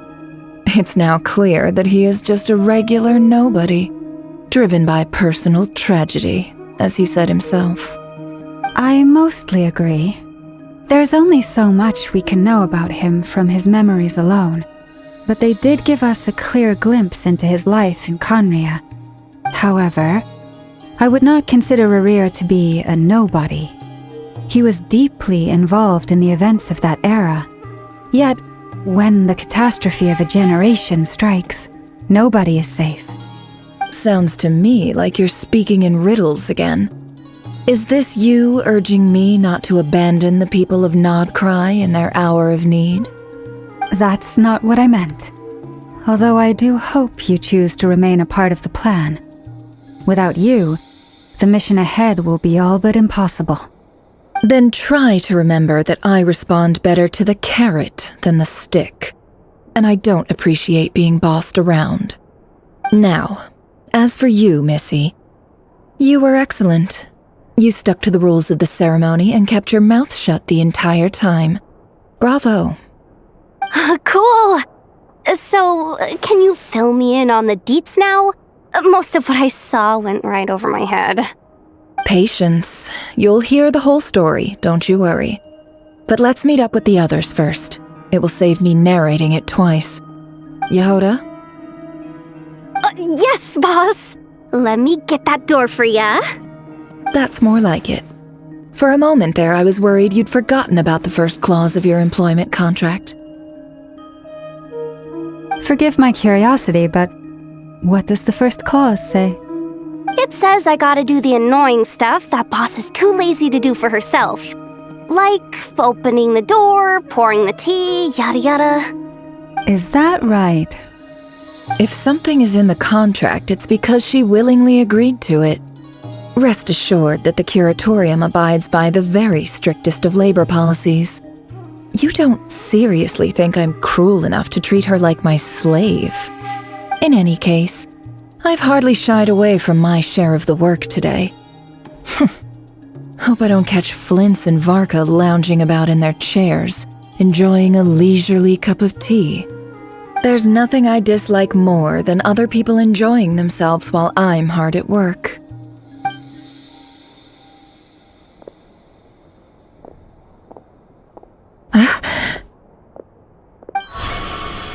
Oh no. Sorry to disturb you, but we seem to have run into some trouble. Evidently so. Don't worry, I'm not about to leave you to fend for yourselves. I'm not that kind of boss. And it would go against the curatorium's labor policy. I'm sorry. What did you hear me say? I wasn't talking about labor policy. Wait. How long have I been standing here? Not long. You just appeared by the door a moment ago.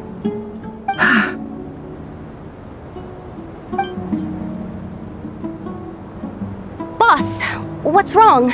You look like you've seen a ghost. We've been tricked. We never left at all. Somehow I hallucinated that whole scene back inside the office. Hallucinated? But how? How indeed. This place should heed my will alone. All thoughts and actions that occur in here are just a result of pawns moving across the chessboard in a carefully calculated manner. And nobody has access to this chess set but me. So you control everything in here? More or less. But yes, it's a special technique of mine. Has anything like this ever happened before?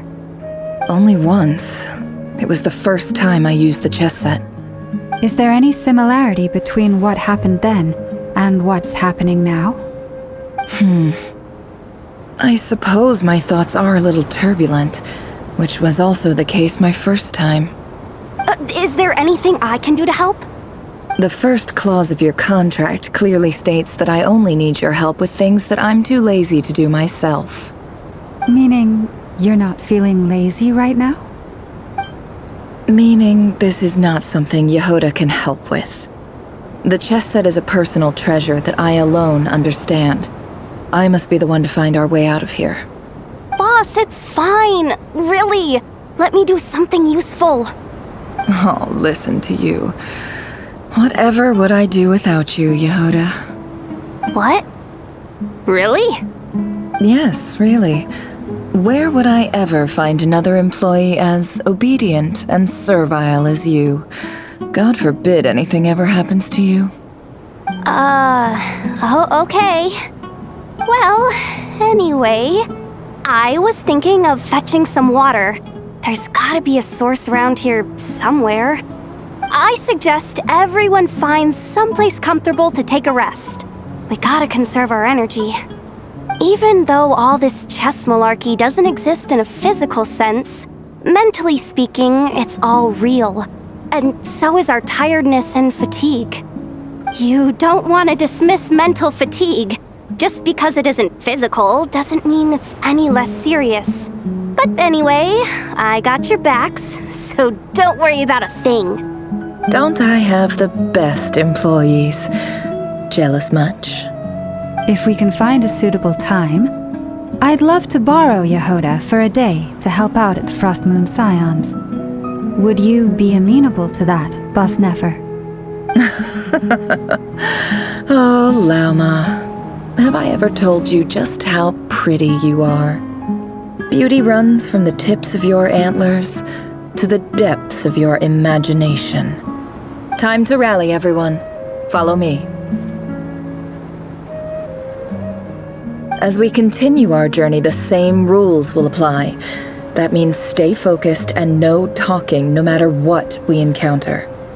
And don't disturb the chess pieces. You have my word that I will get us all out of here.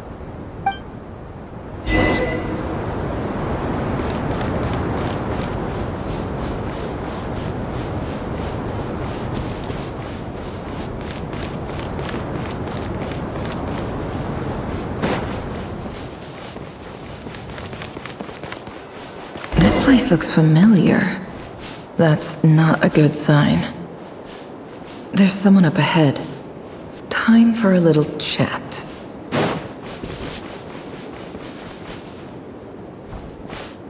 I wasn't expecting visitors at this hour. Wait, is that? Oh, it's him. There you are! Sinue's been looking for you all day.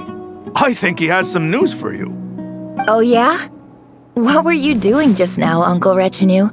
Hiding away some more loose change? I know I saw some Mora.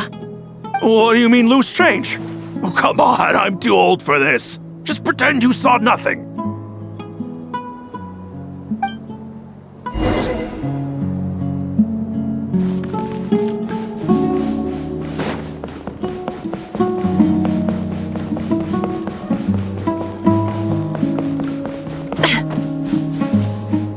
Hey, kid. Mind telling me what Sinuhe's been up to recently? I'm trying to get in his good books and I need a way in. Get in his good books? Why? What do you want with my dad, Uncle Apepi? I've written a new song. I was hoping to showcase it at the next festival, but I'll need his approval. A new song, huh? I'd love to stay and listen, but unfortunately, Uncle Retinue says my dad's looking for me. Well, there's plenty of time and I'm not going anywhere. See that pile of stones? I'll be sitting there warming up my vocal cords. Come find me when you're done. Pile of stones. Got it.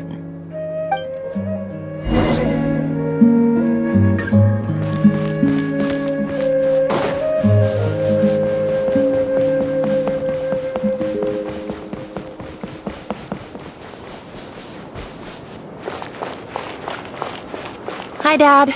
Uncle Retinue said you were looking for me. Ah, there's my little princess. If you'd gotten back just a little sooner, you could have shared the spoils of war with me. Spoils of war? Who were you fighting against, Dad? It was just a figure of speech. The aftermath of a sandstorm is no time to be waging war. I was talking about our war against thirst.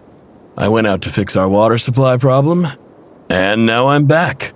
Which means... We have a well again! That's right. I found a new one and brought back as much water as I could carry. It should last us for a good while. If it wasn't for these blasted sandstorms, our wells wouldn't be caving in. You wouldn't be spending all your time out searching for new water sources. As the chief of our tribe, I'm supposed to be leading us out of hardship and poverty, onto better things. You know how prosperous our ancestors were. I've told you all the stories. And look at us now, squeezed into these hovels. No one would choose this, if it wasn't for the endless wars over the years. But things are looking up. I started working with some folks from the academia a few months back. They gave me some contacts in return for my assistance in the desert. So you're the Academia's helper now? Special ambassador, they call it. Think of it as a partnership. It's nothing bad, okay? We've been isolated here in the desert for too long. Seeking opportunities elsewhere is the best thing for us, and the fastest way to progress. So, do you get anything good out of being a special ambassador? Of course. My luck's improving all the time. One day, I swear I'm gonna lead us out of this place. We'll find somewhere new. Somewhere better.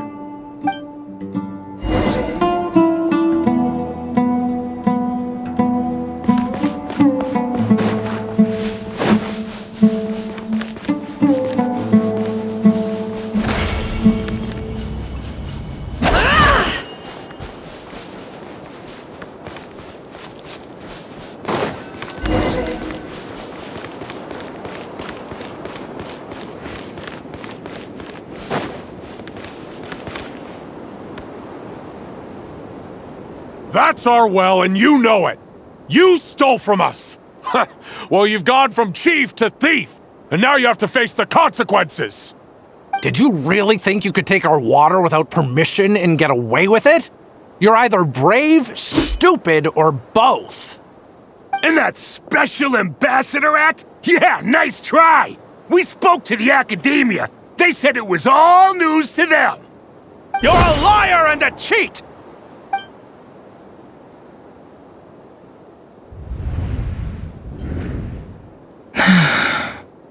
I heard Yehuda gasp, but I don't blame her.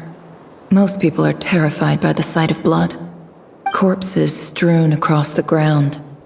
The wounds are clearly from scimitars and daggers. The desert dwellers' weapons of choice.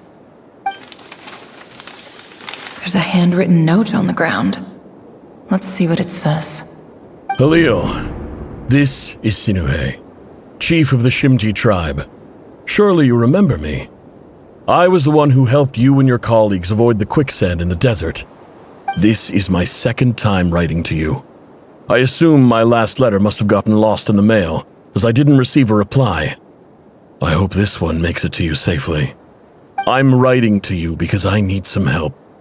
That sandstorm the other day completely blocked up our well, forcing me to look for another water source in Iab and Unut territory. It was a matter of survival.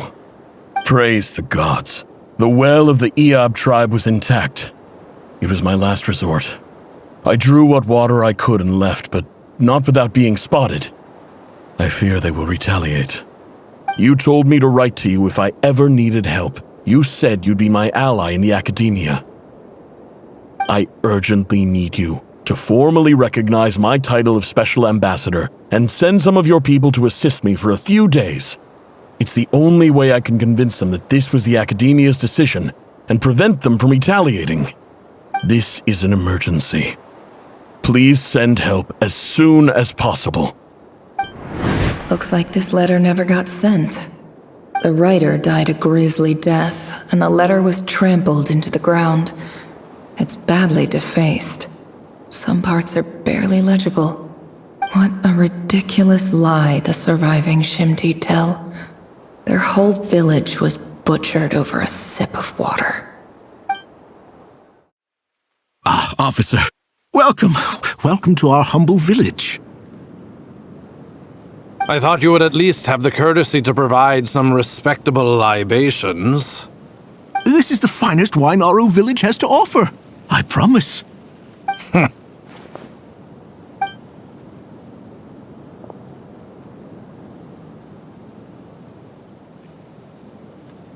The Academia has agreed to reserve a single space for a candidate from your village. But I remain skeptical of this entire endeavor. I highly doubt anyone in this desert possesses serious academic potential. Please, have faith. If not in us, then in our God. The child we found shows great promise. I beg you, take her away from this place. Give her a chance. Don't let her talent go to waste. I don't recognize her. New arrival? She showed up here a few days ago and we took her in. She's a really bright kid. Please help. I'm begging you. So, where are you from? Nowhere special. Just a sand dune. What about the rest of your family? How many of you are there? Just the one. It's only you? Correct. So, no brothers, no sisters, no mother or father? Any who have slept on a bed of sand, I call my brothers and my sisters. Apart from that, I have no family. All right. Get over here. Sign your name on the form.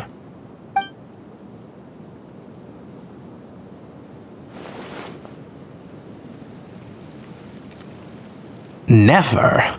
You're rather fair-skinned for a desert dweller.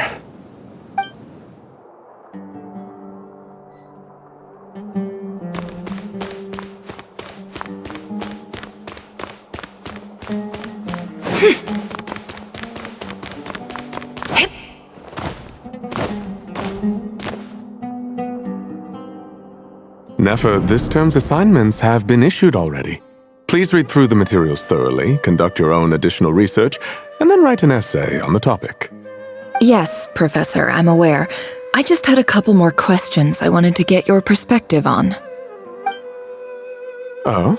Please, ask away. Well, I saw the other students' problem sheets, and I couldn't help but notice that my assignment is much easier than theirs.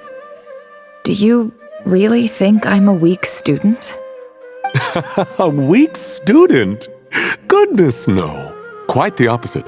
You have a sharp mind, almost too sharp. I think what you're saying is, a weak student wouldn't have noticed the discrepancy.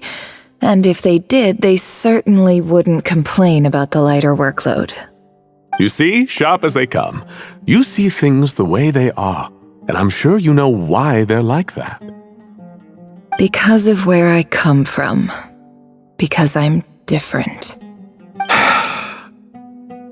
I'm sorry, Neffer. I don't like it any more than you do. It's just... Anyway, you said you had a couple of questions. What's the other one? I wanted to check. If someone sent me a letter to the academia, where do I go to collect it? Ah, your family wrote to you. Well, as long as they put your name on the envelope, someone should hand it right to you. Not exactly. It's not even a recent letter. I was just curious where the mail would end up if no one collects it. The house of Dana, I expect. I know there's a box for unclaimed mail somewhere in there, probably sitting on a shelf. Whatever you're looking for, that'd be the place to start.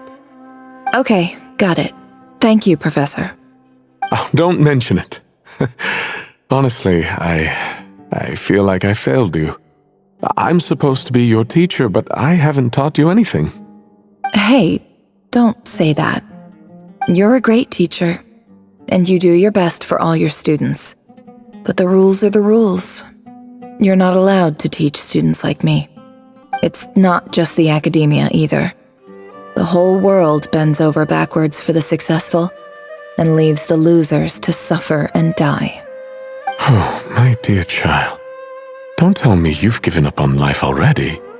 I haven't. I just think that if you want to make it in this world, you have to find a way to become successful.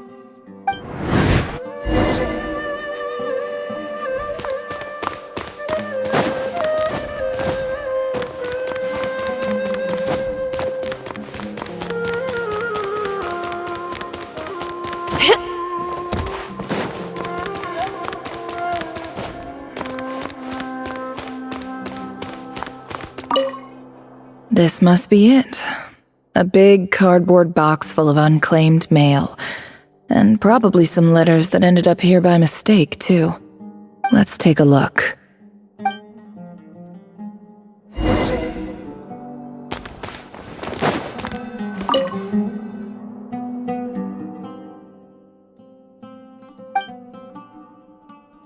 A dilapidation survey from Port Ormos. Looks like it's from a Core of 30 representative. What a strange thought. A bunch of mercs losing sleep over rundown buildings.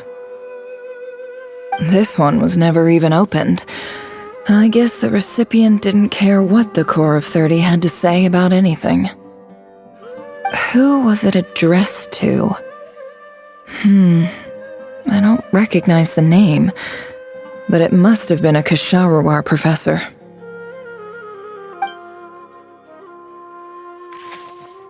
This one is addressed to the Amorta Sage. The title is Changes Observed in Satyavada Life Symptoms. Why do all these letters read like full-blown dissertations? Guided by the incense, we became lost somewhere in the forest. All the barriers between levels of consciousness disappeared as our minds soared around in circles, looking for a branch to seek refuge on. In clinical terms, these symptoms fit the description of incense poisoning. The Amorta Darshan strictly prohibits the use of hallucinogenic substances, but I believe there are still people getting away with it. For example, my neighbor who always breaks out into song and dance after using incense. This seems like something the academia would want to know about. Why wasn't it collected? Wait, what's this written on the back? It's so small. The note says, "The sender authored this letter while under the influence of mushrooms. I would send it back, but no return address was provided. Stamped by the Grand Conservator of the House of Dana."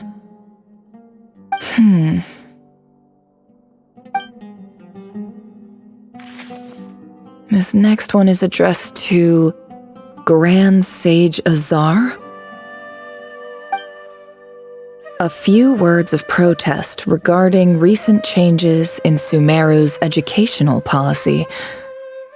In recent years, the academia has taken on a small number of students from the desert region, as per the policy to this effect.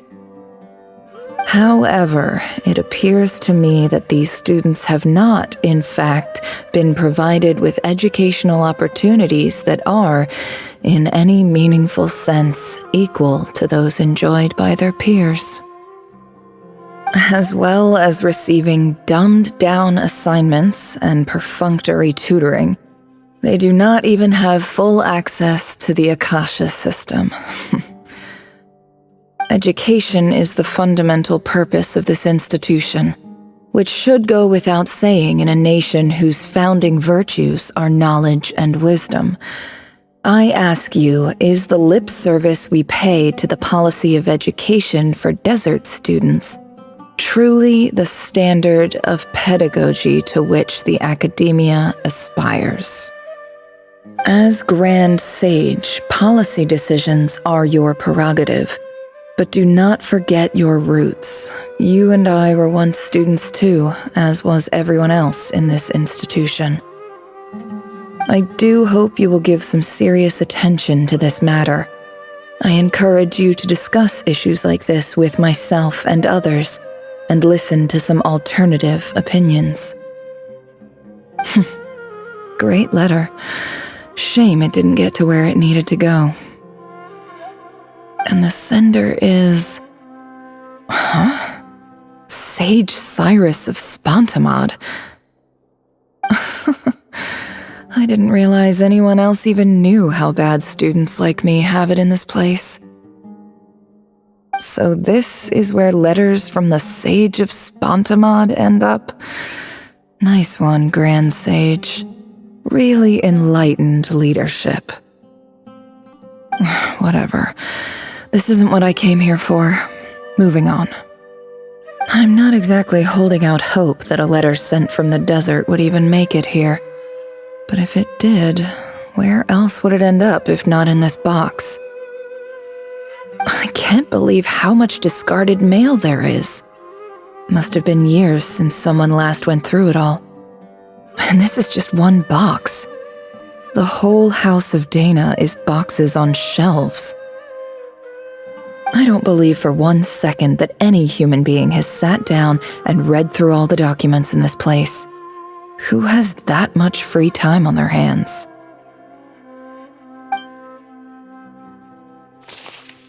Wait, could this be it?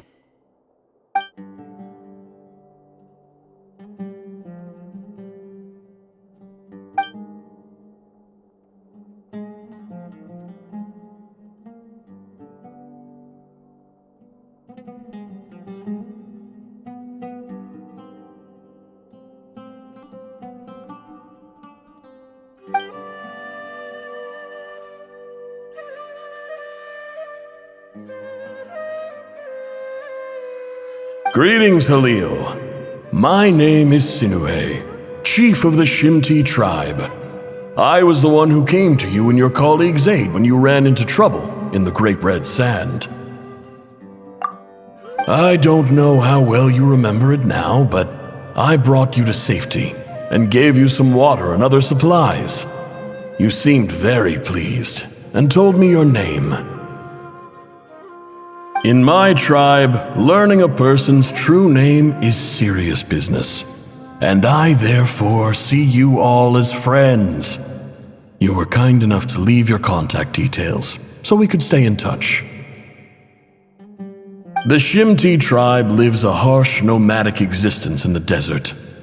You were sympathetic towards my plight, promising to make me a special ambassador of the academia and help us find a way to make a better living. This brings me to my reason for writing. Our tribe has fallen on particularly hard times, and I would like to ask for your assistance.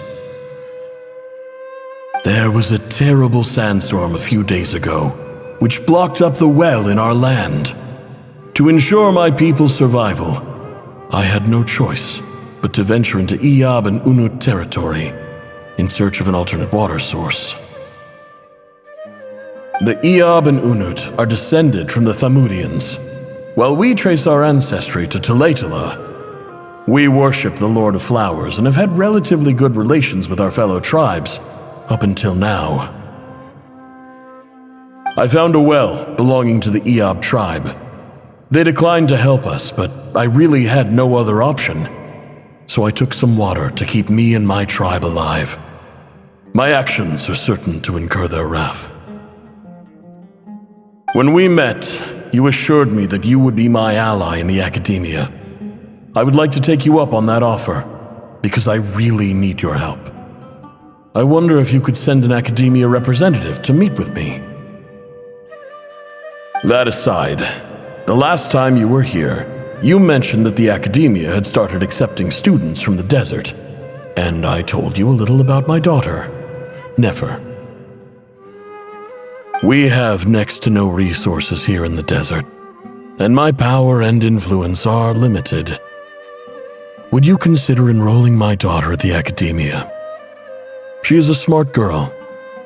I know she won't disappoint you. From the outset, the academia never took you seriously. Those things they promised were just empty words. I doubt they even remember the name Sinue. And you were so emphatic that your luck had finally changed for the better. You swore you'd lead us to a better place one day. You spoke with such conviction, like you were the most powerful chief in the whole desert. You liar. You lied about everything. You promised the world and delivered on none of it. And who fell for it? Just me, by the looks of it. Despite your best efforts. Which makes you a pathetic liar. You weren't even any good at it. I think I'll take over from here. Let me show you how it's done.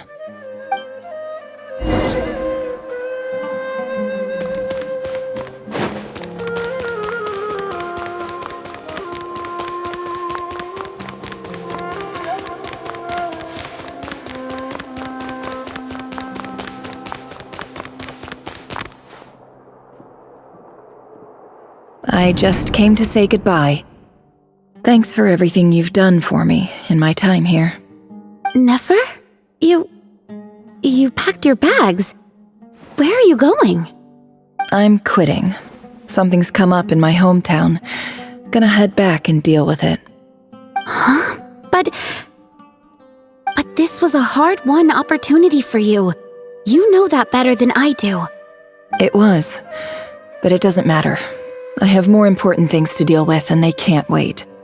Oh, and I didn't want to overfill my bags, so I left some incense on your desk.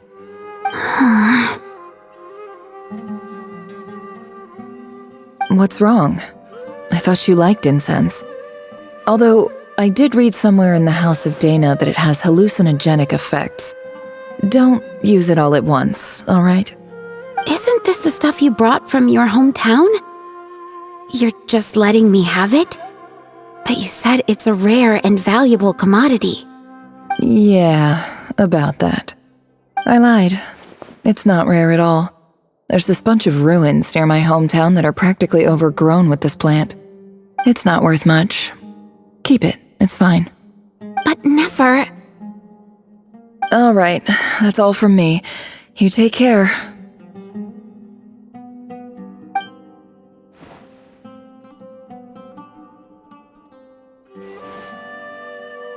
Don't forget me, okay? I mean, we're more than just classmates, right? We're friends. Yeah, I'll remember you.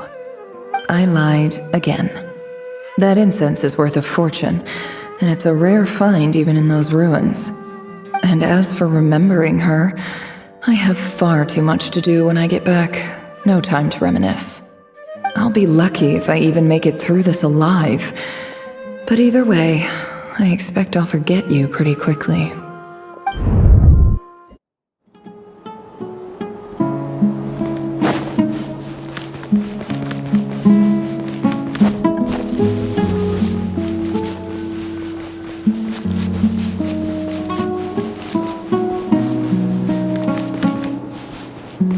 It all adds up.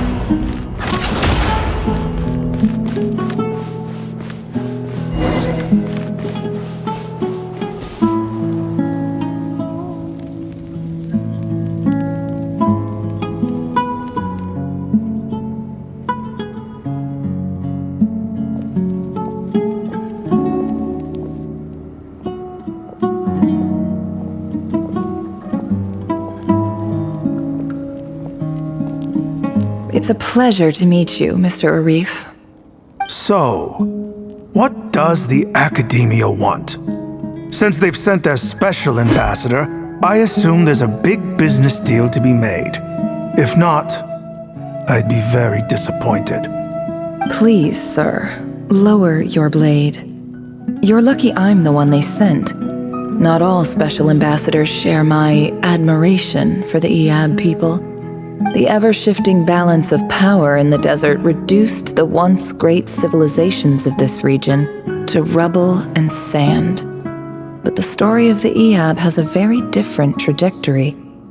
Others grew weak, but you grew strong, beginning in obscurity and moving to prosperity.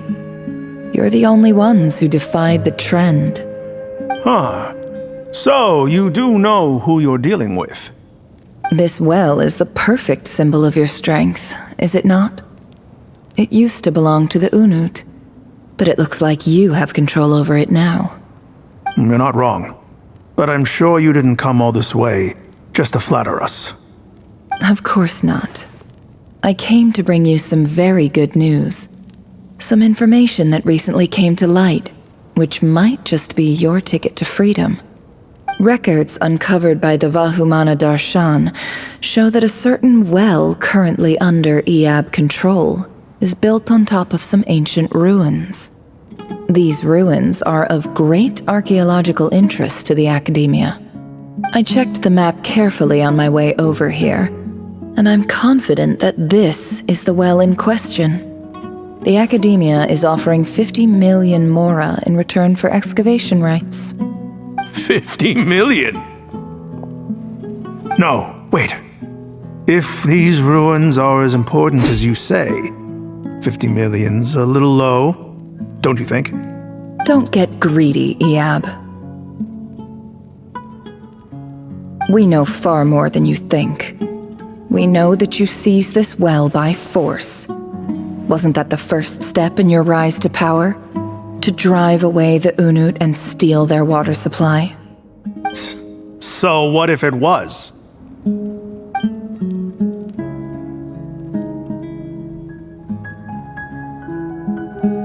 Don't worry. As unscrupulous as it was, it's something we're willing to overlook. The Academia is only interested in dealing with the de facto power holders in the region. I hope I am making myself clear. And I hope your words are the truth. If I find out the Academia is trying to play me, I'll hunt down every one of your people and make you watch as I cut their heads off one by one. I assure you, Chief, that would not be in your long-term interests. You don't want to make an enemy of the Academia. You see how I'm dressed, don't you? I appreciate that you've never been to the rainforest, but surely even you recognize an ambassador's attire when you see it. And what does a barbarian like you have to lose anyway? You really think the Sumeru Academia would bother to come all this way just to lie to you? We have more important things to worry about. All right, I take your point. The Academia is the highest authority in the land. I'm sure you're trustworthy people. In that case, we have a deal. We will sell you the excavation rights. I'd like to thank you, Ambassador. This is good news indeed. Excellent news. In fact, it calls for a celebration. Would you do us the honor of staying a while and enjoying some Iab hospitality? Gladly. I am partial to wine myself, and I trust you are as well.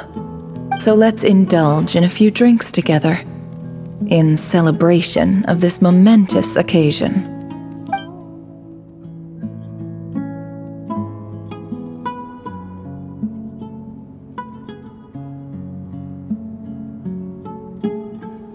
Chief! Chief, it's an emergency! It's the Unut. They've taken the well. What? Well, don't just stand there. Take it back. Yes, Chief.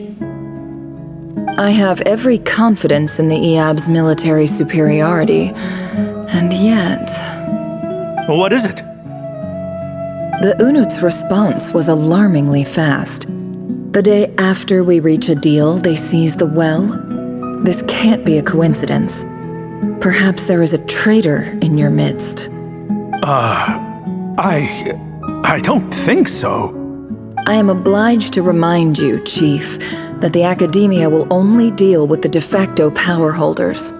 If you cannot regain control over the well, I'm afraid you won't see a single mora of that 50 million. No! Please, Ambassador, just give me some time. I swear the Unut will not get away with this. That well is ours, and so is the mora. Glad to hear it. I will wait here for an update. If there is a traitor, I will find them.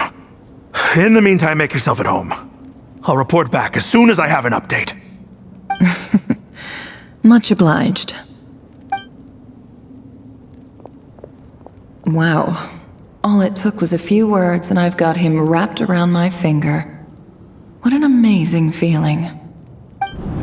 So, in summary, Ambassador, the Academia would rather negotiate with our tribe instead of the Iab, yes? The Iab are ruthless murderers who don't listen to reason. And now they have the gall to interfere in our research projects in the desert region. So let me ask you, Chief, if you were the Academia, what would you do? Kill them all, of course. Precisely. The Academia does not tolerate those who stand in our way. The Iab have held back our academic pursuits for too long, and our patience is wearing thin. At the same time, There is simply no way that the Academia can be seen to be intervening in desert affairs. I'm sure you understand where I'm coming from. We have our own rules out here. If the rainforest dwellers raised arms against a desert tribe, you'd start a bloody war. Right. We can't confront them ourselves, but we can support their enemies. The Unut have always had strained relations with the Iab, which makes you our natural allies. Natural allies. Weren't the Iab your allies once? You were quick to send them after us to protect your interests back when we stole that water. And now look at you. You're at each other's throats. Let me be clear. The Academia wishes to collaborate with the legally recognized rulers of the desert in this matter. We are asking for excavation rights to that well, and our offer is 50 million mora. Say no more. I believe we have an understanding. Good. Then I suggest you get to work. Get us access to that well, and the mora's yours. You see, Dad? Lying is easy when you know how. People will believe anything.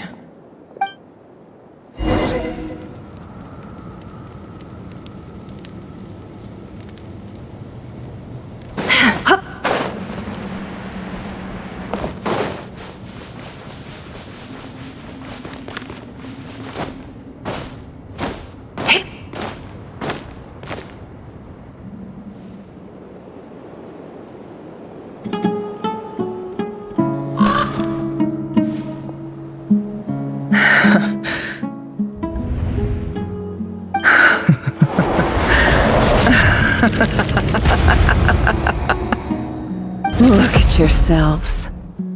You may be vile, savage monsters, but your butchered bodies bleed like any others. You're no different. You're nothing special at all. The monsters who destroyed my home, they're just ordinary, petty human beings.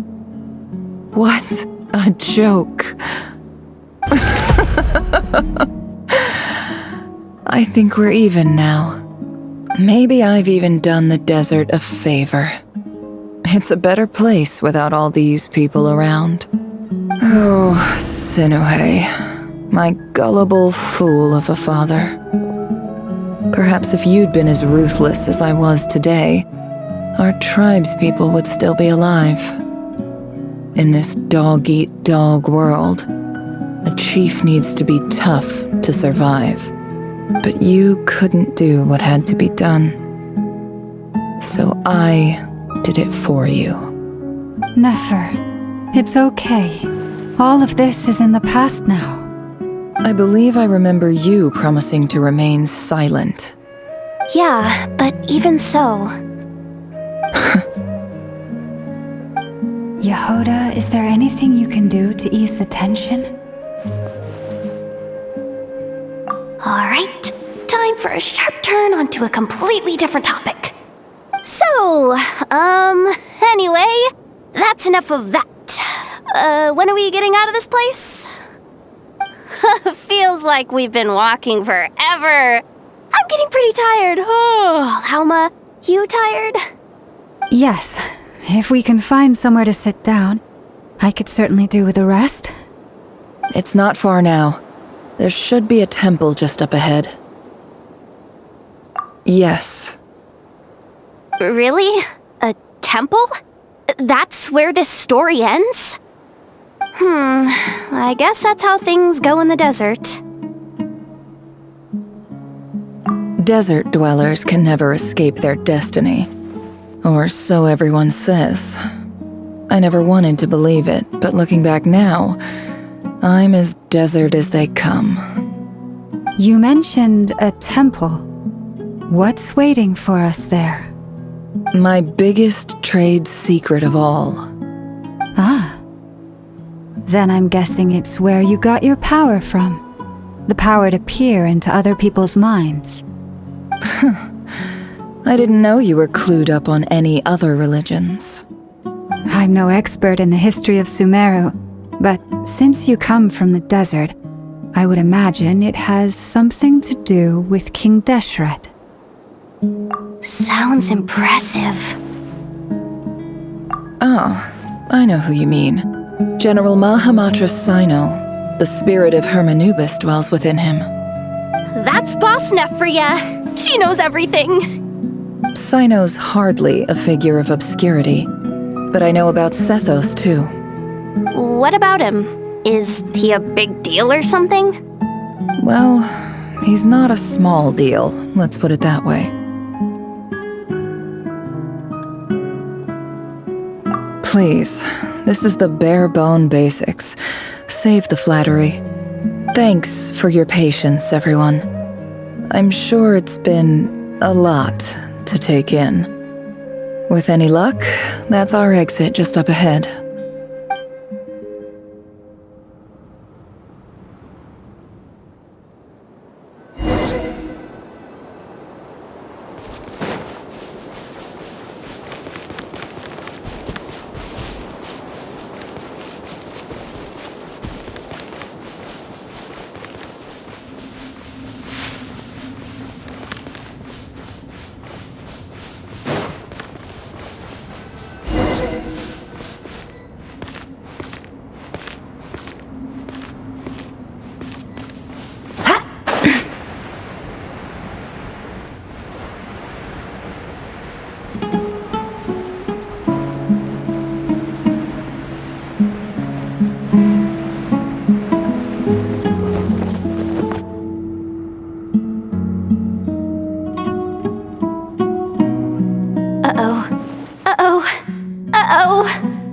I'm totally out of my depth here. I don't have anything to add about any of this stuff. Like, look at that statue, for instance. I want to do the whole name-dropping, this girl knows her stuff thing too, but I've never seen anything like it before. A statue with the head of a bird. That's Thoth, the Ibis King, one of the 7 pillars of King Deshret. The legends say that he, the Crocodile King, and the Goat King were the 3 retainers of King Deshret. Let's take a look.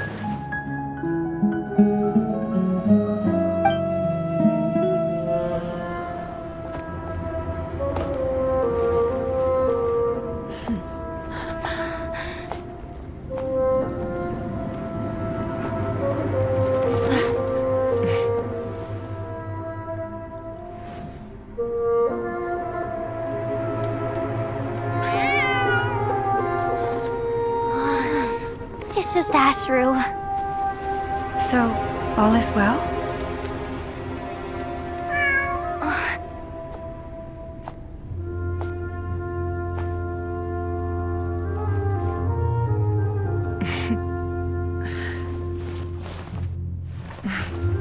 Typically speaking, at this point, the world disintegrates. Then we find ourselves back in the outside world. Besides, these are my memories. There's nothing to fear. You're sure? Of course. It's almost over.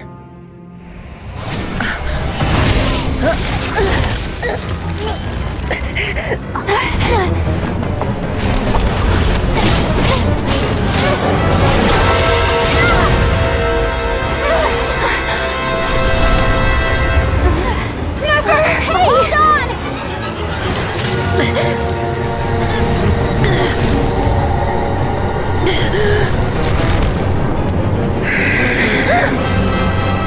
Knowing too much is always a death sentence.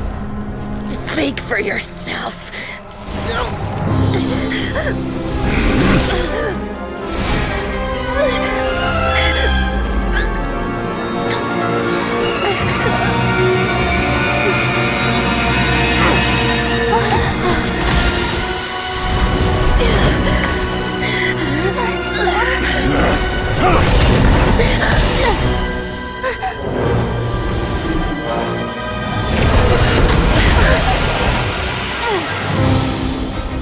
How repulsive.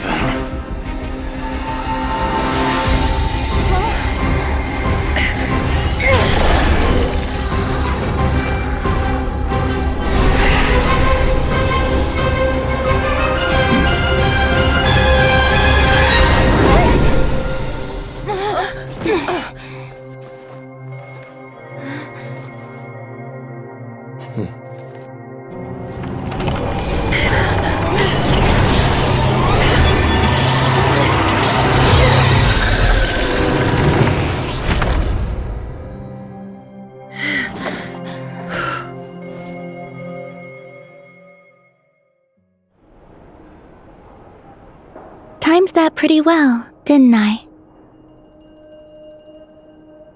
It's okay. I'm just glad no one was hurt.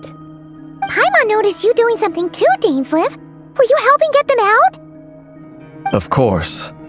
When I asked Neffer to conduct this investigation, I was not naive to the dangers involved. I had a duty to ensure your safety. Good to know your sense of justice is still intact after all these years. I take that to mean that you saw the truth. That comes as a great relief. I certainly did. And thanks to your help, I also managed to trap Reri inside the chess set. Whoa, really? How'd you manage that? Well, to be honest, I sensed that something was wrong long before we made it to the temple. By using this fragment to probe into Rerir's past, well, the monster formerly known as Rerir, it seems I alerted him. I was tracking him, then he caught on and started tracking me too. Can't say I'm surprised. But how did he track you through your thoughts alone? That shouldn't be possible. Rerir was a secret agent who reported directly to the Vinster King. He is an expert at finding a trail and hunting down his pursuers. No wonder. He infiltrated the chess set, read my thoughts, and built a new virtual chess set inside of it. That's why we weren't able to leave at first. Speaking of your chess set, it's quite a remarkable item. Would I be right in thinking you have some connection to King Deshret? You overestimate me. I only have a connection with one of his underlings, the Ibis King. You all saw how this came to be. A long time ago, the Iab massacred my tribe, the Shimti, in our home village. A few years later, I enrolled in the academia, where some new information came to light. The Unut and the Iab fought a bitter battle over the rights to a well, all for the sake of a non-existent 50 million mora. The Iab ultimately won that confrontation, but their victory came at the cost of almost every warrior in the tribe. The final blow to the Iab came at the victory feast, when an Unut assassin beheaded their chief right before my eyes. The remaining Iab fled and have been scattered to the winds ever since. Having gotten my revenge, I returned to my hometown, where to my surprise, the nearby temple was still standing. There it was, seemingly immune to the relentless hostility of the desert, while my tribal home lay in ruins. As I stood there gazing at the temple, I noticed a cat just outside. This cat, as it turned out, was home to the spirit of the Ibis King. He led me to a gate deep inside the temple, and there he made a deal with me. This chess set is my gift from the Ibis King. The chessboard within is made to the same specifications as the one in the mausoleum of King Deshret, and represents his power of piercing analysis. With this chessboard in its container, I gained a certain ability to perceive hidden secrets. Now, you could conclude that the Ibis King simply wanted to give the people of this world the power to seek the truth, but I don't believe that's the full story. Every god plays favorites. Their hearts are as fickle as any human's, full of secrets, perversions, egotistical tendencies. But precious few gods are willing to admit this. It is the same with all powerful forces, including fate itself. Their gaze falls preferentially upon a select few. As you rightly point out, this is an act of favoritism. If you're alluding to the Abyss, then yes, I agree. Gather the others. It's time to share everything I've learned.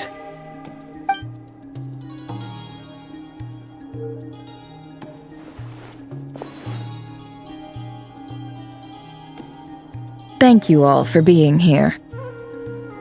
As promised, I did some further investigating into the Reicher of Solnari's background. I am pleased to report that the investigation has been most fruitful indeed. The Reicher of Solnari, real name Reri, was once a Khanrian subject who served the Vinster King. I will now share the important details of his story. Please save any questions or comments for the end.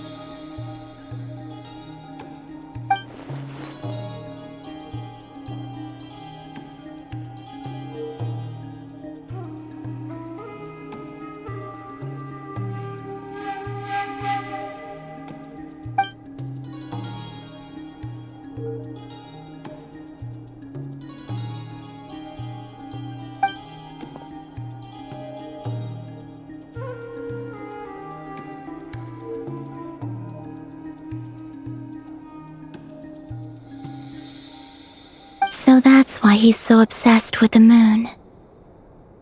A tragic tale, to be sure. But it does not excuse his many transgressions. No matter how much Reri suffered in the past, the fact remains that he is what we know today as the Wild Hunt, wreaking havoc upon innocent lives in Notcry. He becomes more dangerous with each passing day.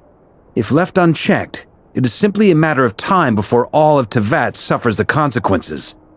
This is a threat that the Knights of Favonius cannot ignore. A question for Miss Columbina. Forgive me if this is presumptuous, but have you ever seen the spatial gateway that appeared in Rerir's memory? Never. But I have heard stories of something called the Moon Gate, and this seems to fit the description. Miss Lauma, any thoughts on this? In the lore of the Frost Moon Scions, the moon is believed to hold many secrets. Some sources speak of ancient knowledge, others of a gateway to the unknown. The term Moon Gate is one I have heard before. But as is the case with all of our legends, there are no records of any first-hand witnesses. We cannot know whether it truly exists. Then back to Miss Columbina. As a moon goddess yourself, do you have some idea of where the Moon Gate leads to? Not at this stage, sorry. I do hold the power of the Frost Moon, and my strength is recovering well. I can sense that the gate would open at my command, but... But there's more to the power of the Frost Moon than that? Yes. A moon goddess has the right to open the Moon Gate, since it is a path to the moon. But as Neffer mentioned, holding open a spatial gateway takes a huge amount of power. And right now, I need to conserve my energy to fight the Reicher of Solnari. I'm afraid this is one mystery we may have to leave unsolved for now. I agree. Better to save your strength. But if you'll humor me for a moment, I have a bold conjecture of my own regarding the world beyond the gateway. I highly suspect that neither Tholindis nor Rerir made it through unscathed. The evidence pointing to this is the fact that the Reicher of Solnari exists in the form of countless fragments. With the abyssal power he wields, no ordinary foe can touch him, let alone tear him to shreds. And yet, the Wild Hunt proliferates wherever his scattered fragments lie, drawing hordes of monsters to many different locations across the land. So your theory is that Rerir was physically torn to shreds by some powerful force? Hence, why the Wild Hunt is a distributed phenomenon, rather than a unified one? Makes sense to me. Explains why the wild hunt is so pervasive, and why he's been trying to piece himself back together. He was whole to begin with, and he wants to be whole again. Without the power of the Abyss on his side, he almost certainly would have perished the moment he was torn apart. But the Abyss, much like a curse, has kept him alive. I could not agree more. The power of the Abyss is most surely a curse. It is a compelling explanation, and one that accords with my present understanding of Abyss creatures. Whether the life form in question is primitive or advanced, if a curse has extended its lifespan unnaturally, it will continue to survive in spite of everything. This raises some interesting questions. I will run some experiments and see if there is any validity to my suspicions. That being said, regardless of whether my research bears fruit, I would like to thank Miss Neffer for conducting such a thorough investigation. Already, it has greatly enriched my understanding of the entity we face. My pleasure, Mr. Albedo. I too hope that the information I have shared today proves useful as we look to formulate the next stage of our plan. Hey! What is it, Dainsleif? You look really upset! It's just... when I think of the man I once knew as Rerier, I struggle to understand why things had to turn out like this. The two of you used to be friends, didn't you? I don't know if these words will bring any comfort, but my heart goes out to you. Mine too. We can never know all the hows and whys of the way things are. The moon and stars are full of untold secrets and lies, and the skies are host to many more mysteries than these alone. Yet, none of that can begin to compare with the complexity of human life. Those are the first comforting words I've heard in a long time. Thank you, both. Well, I think this is a good place to end today's meeting. I'm sure Neffer needs some time to recover. She's been through an awful lot today. That's very thoughtful of you, Lama. Of course. Sounds good to me. Take some time to rest and digest before we reconvene to nail down a plan. Hey, is this a bad time? Hope I didn't kill the conversation.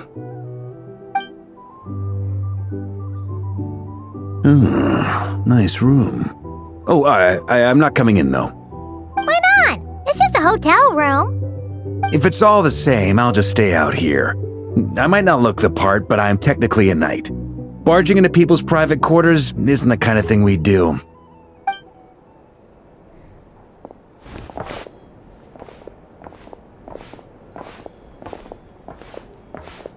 Anyway, Neffer went back to the curatorium to get some rest, but before she left, she shared some things with me that I thought you should be aware of. Firstly, although she managed to trap the Raker of Solnari inside her chest set, there's no guarantee that the power of the Ibis King is any match for one of the 5 sinners. Their powers are beyond our comprehension. It's only a matter of time before he finds a way to break out. We have to come up with a plan and take care of him before that happens. Honestly, Paimon figured that might be the case. So, how long have we got? Well, I asked her that same question.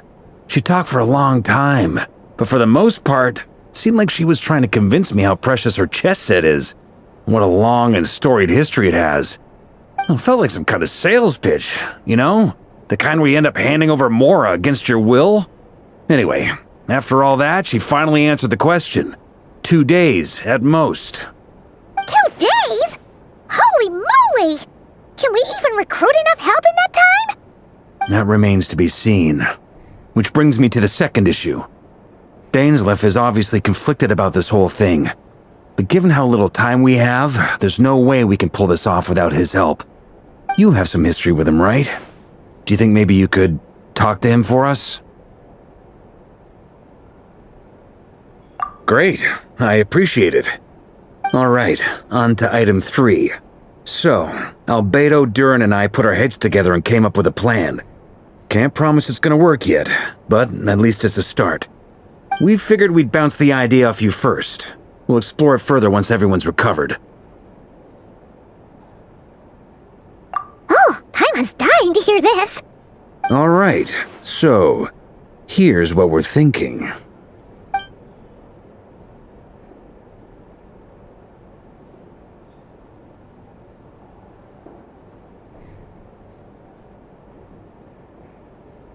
We felt a little uneasy about roping you into this. I mean, firstly, you're not locals, and secondly, none of us are your boss. You're well within your rights to refuse if you so choose. Roping us in? Why would you even say that? We know the stakes here. It's all of us against the Reher of Solnari, or none of us stand a chance. I choose my words very intentionally, I'll have you know. I like to think there's an art to striking a down-to-earth tone even when the stakes are through the roof. Sir Varka, I have a few thoughts about this plan. I'm all ears. I think we can be more flexible with how the roles are allocated. In my view, the most sensible lineup would be like this.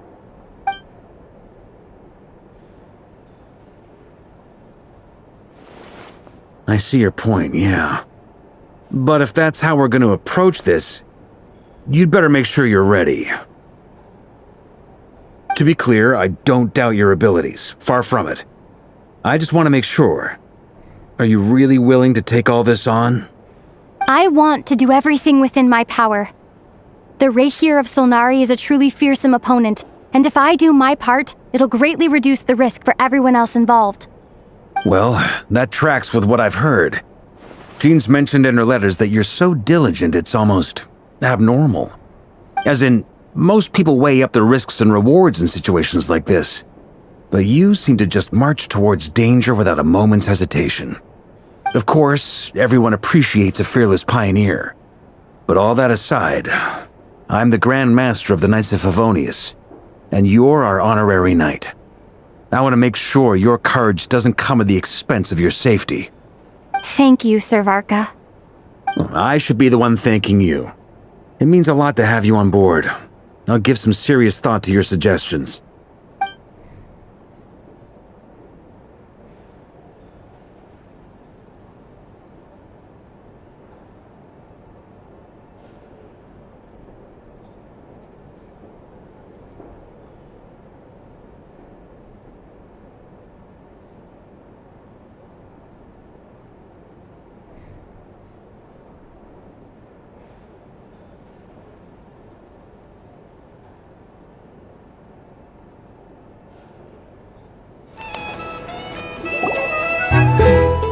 This is a thorough plan, but I do have one last question before we take action. How can we be sure that our enemy won't leave the designated area? Great question. Albedo's been hard at work analyzing Reri and the Wild Hunt's behavioral patterns. His conclusions are as follows. Firstly, from the earliest known confrontation until now, Reri has never displayed any ability to manipulate the dimension of space. So it's unlikely he has any power in that domain.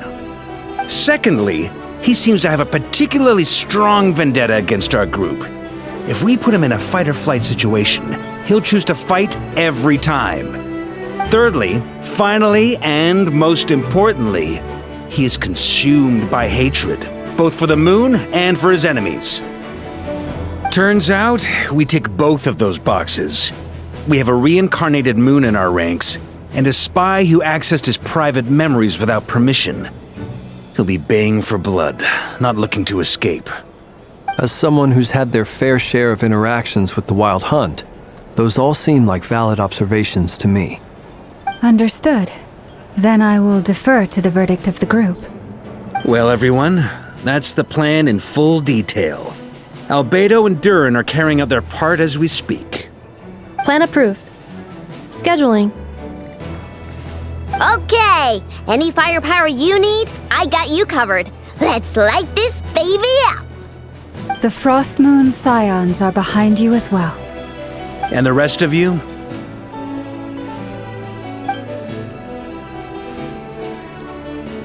No objections? All right, then it's settled. This is the plan we're going with. Next up, an old tradition of mine. Anyone who wants to back out, now's your chance. Wait, we can still back out of this? Everyone says things they regret, right? I don't want anyone feeling trapped because their mouth said yes before their brain had time to think things through.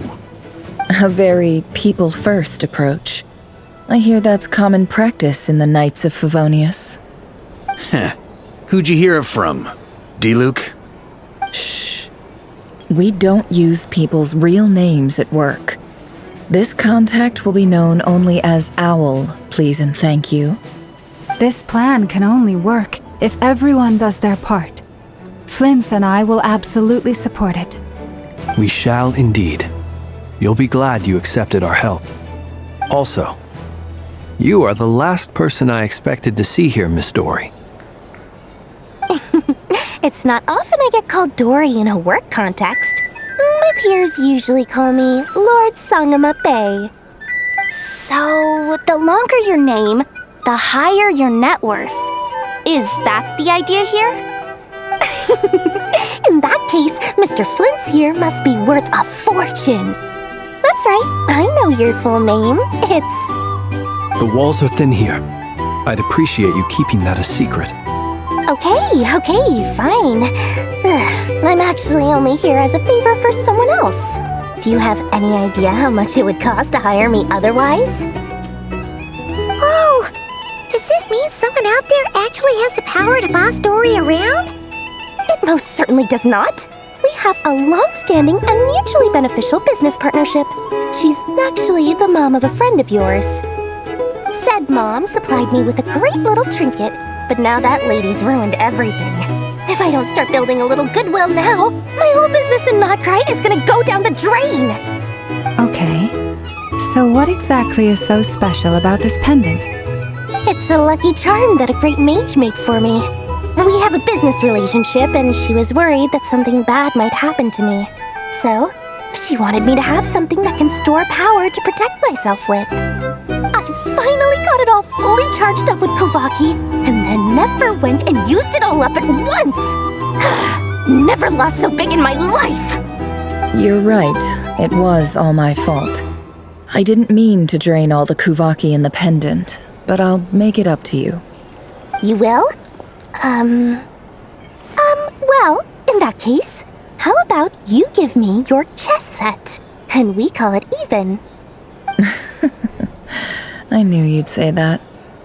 Well, it's yours if you want it. In fact, take it now, and I'll even throw in a free Raker of Solnari. Deal? You're putting me in a difficult position here. It's a very useful thing to have around, but I have a funny feeling it won't be around much longer. I guess we'll see in a couple of days. Looks like bankruptcy for me. Hey, don't be so pessimistic. See this through and you never know. You might find a new business opportunity on the other side.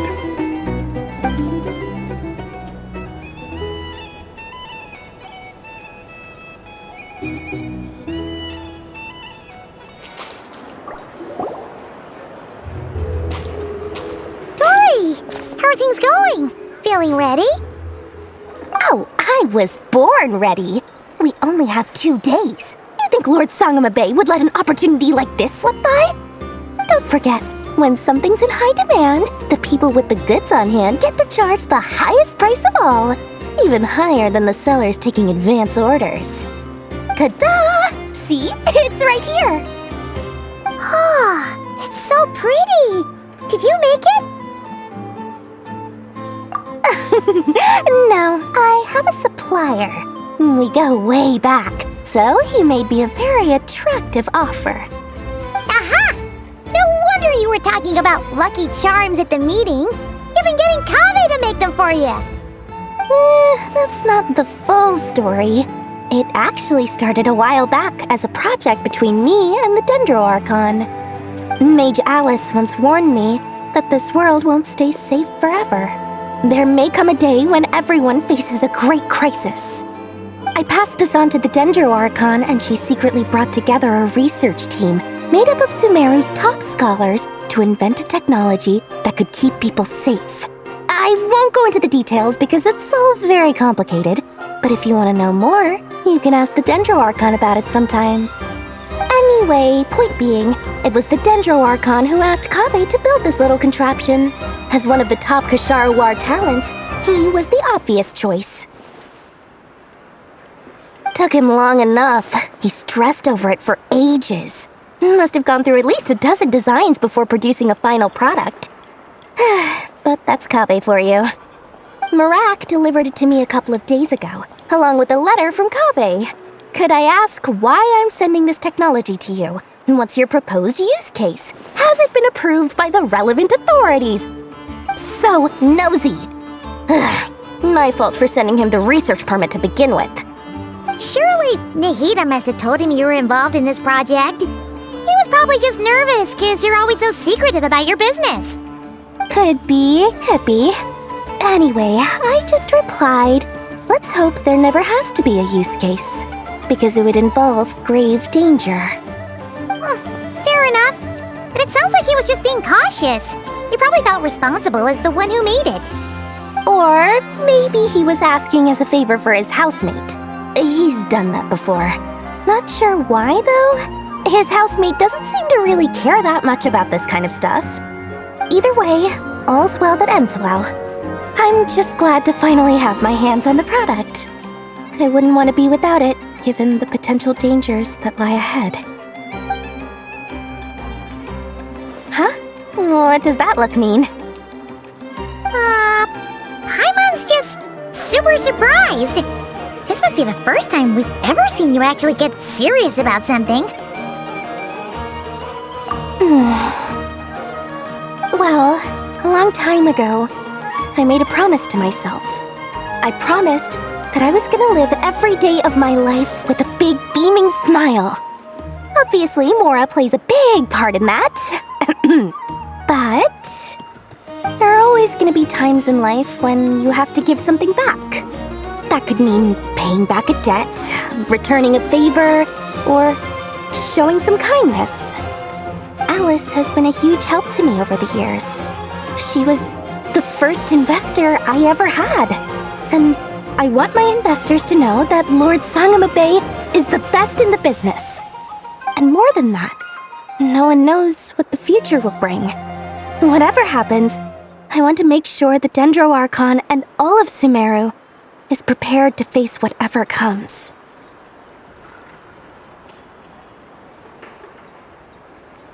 Oh, that? I was just making sure Neffer and I are square.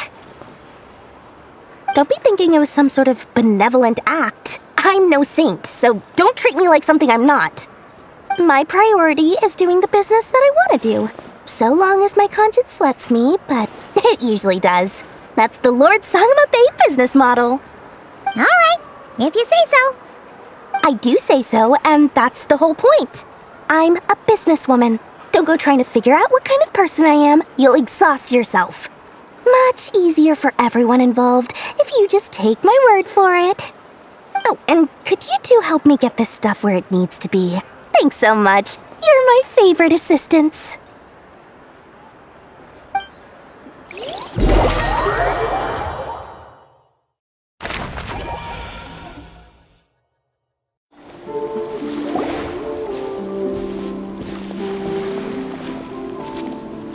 Traveler, Paimon, it's good to see you.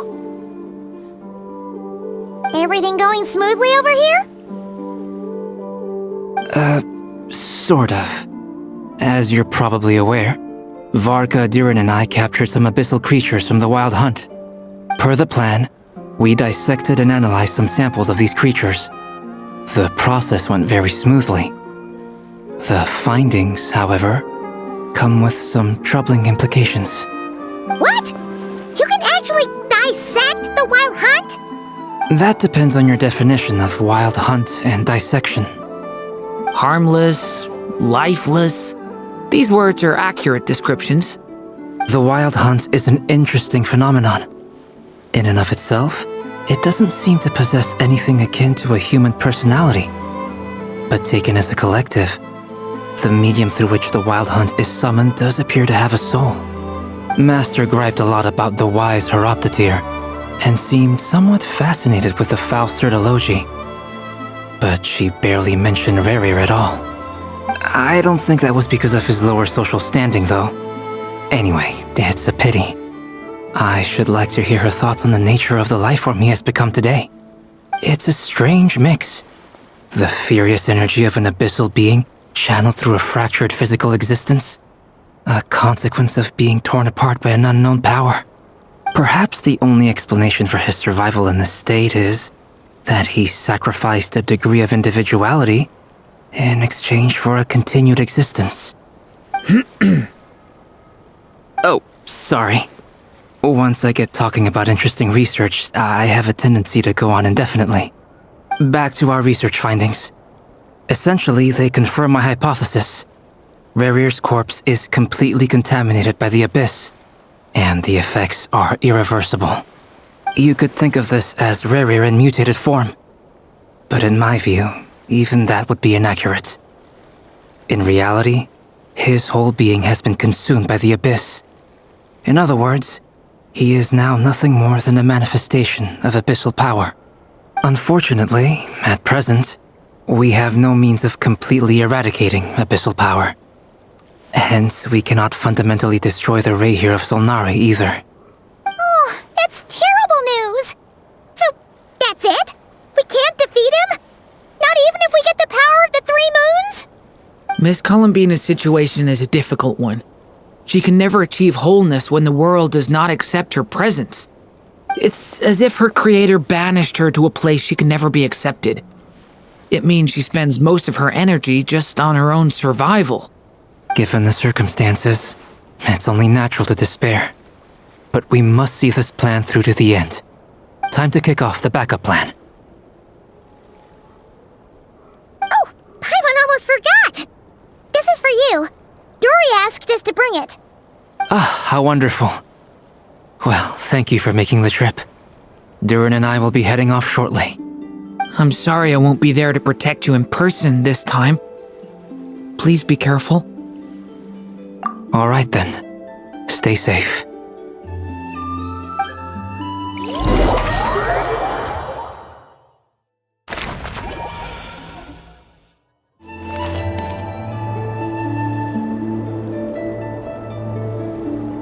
Miss Lauma, is everyone here? Yes. The fate of my flock is in your hands, Grand Master Varka. Please keep them safe. My lady, what are you saying? Within the next 24 hours, we will face the biggest crisis the world has ever seen. This is not a burden that we deserve to bear, but I believe that we reap what we sow in this life. So I intend to act. I must do what I think is right. For me, that means fighting for the future of Nodcry. This gentleman is the Grand Master of the Knights of Favonius, Varka, Knight of Boreas.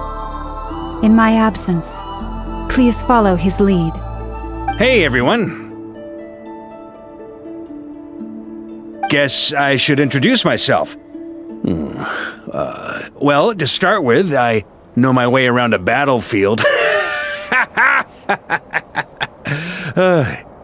Biggest strengths are honesty and hard-workingness. Anyway, point is, I don't intend to let Lauma down.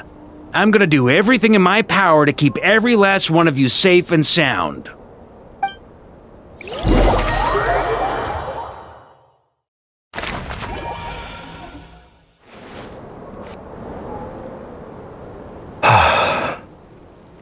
Something on your mind?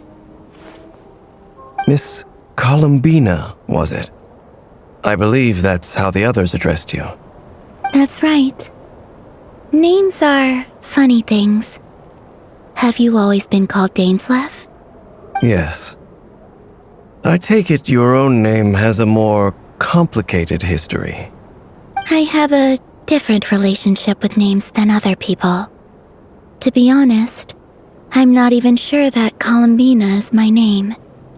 At least, not in the same way that Dainsleif is yours. But it's what everyone calls me, and I go along with it. A lot of my life has been that way. I get so used to things that I forget to question why they are so. I never used to think much about where names come from, or what they mean to people. Maybe something's wrong with me. You're different from other people. I sensed it the first time we met. You're more perceptive than most. I'm sure your long life and rich range of experience explains that. Do you ever find yourself missing Conria, Mr. Dainsleif? Difficult to answer. I have dreamed of the past many, many times. Sometimes I'm fighting tooth and nail. Other times I'm lying on the ground, defeated. I don't recall any happy moments from that time.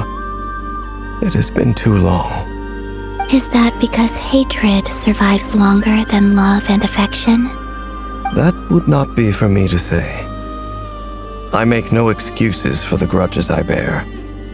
But whatever the reason, I remember little that was beautiful or sentimental.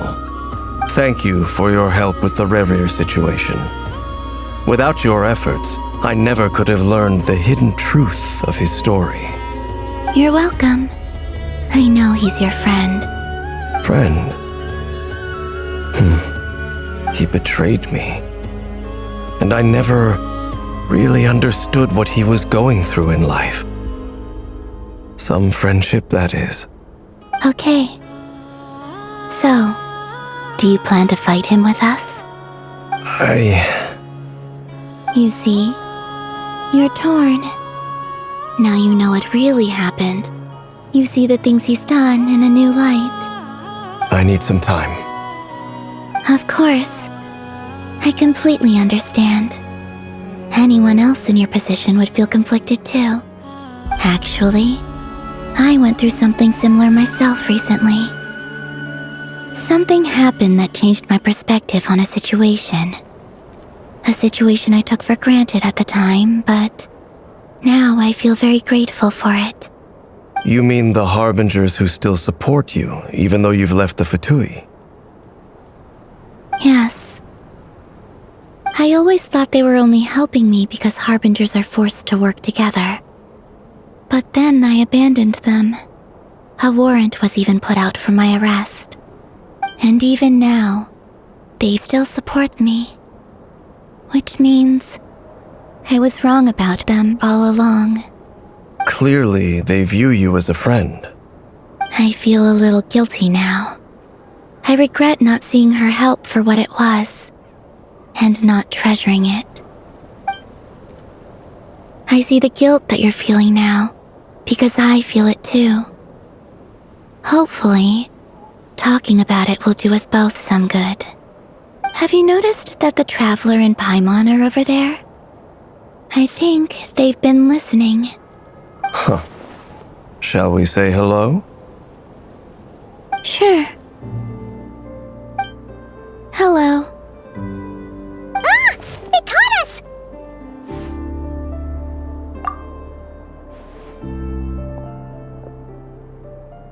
I apologize for making you worry. No doubt you wish to know where I stand on the plan to take down the Recher of Solnari. I'm afraid I need a little time, but I will seriously consider joining you. You will? Oh, thank you so much! Everyone will be so grateful to hear that! They needn't be. This was something that I was going to have to face up to eventually. That doesn't matter to them. They're grateful to you regardless. You can't control their gratitude, so just accept it. And then, have a think about whether you're willing to join us.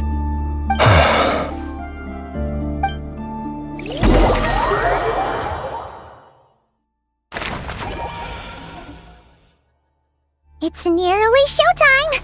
Let's go rendezvous with the others. You know the place.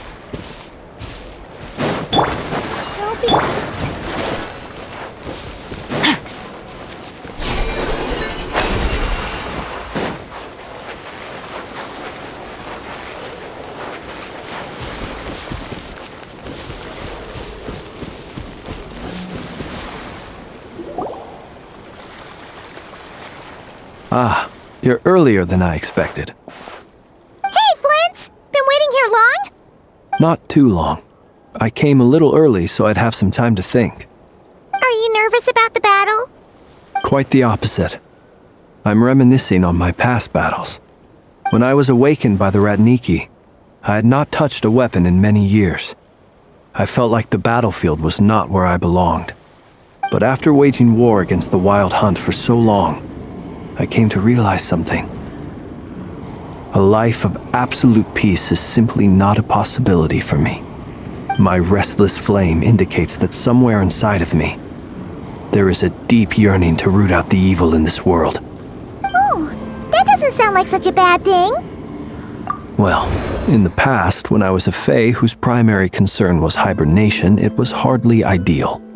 But it certainly serves me well here in the present. And I am delighted to be able to join forces with you in this endeavor. Looks like I'm not the first to arrive. Ah, Miss Lauma. Did you sleep okay last night?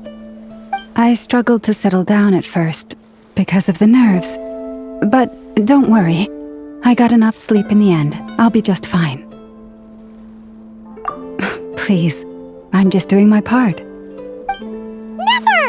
Over here! Aino asked me to relay a message. She said Neffer will be on high alert and keep a close watch over all secondary districts where defense is required, providing support as necessary. Meanwhile, Aino herself will provide range support to us directly, using her latest invention. Excellent. My thanks to all involved. The chest set's looking a little unstable. It won't hold him much longer. We should be prepared to engage at a moment's notice. No sense sitting around waiting. Let's make the first move while we still have the option. I agree. Paimon, find a safe hiding place. Got it! Be careful, Traveler! I will.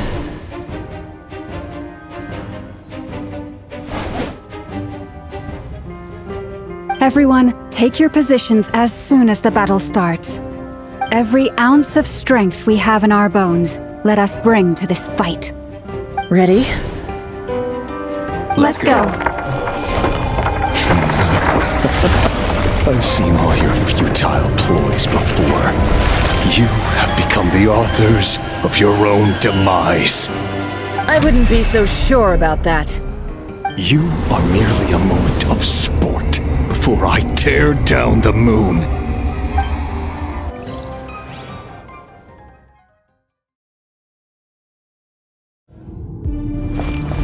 Stay on your toes.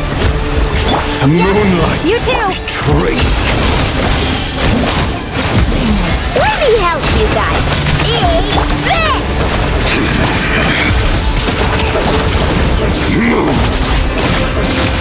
Be silent. To dust. Down. The moonlight No more lies. betrays you.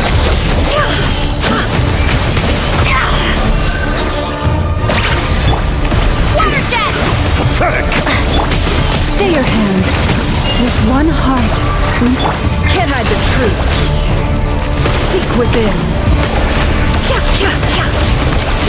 Time to come clean. No more lies. Time to come clean. Can't hide the truth. Hunter down. Close your eyes. Be silent. Do you fear the dark? Observe. The moonlight. Are you quite finished? Futile. It all adds up. Hunt him down. Poor lost. Close your eyes. It began with the moon, and so shall it end. The moon will protect you.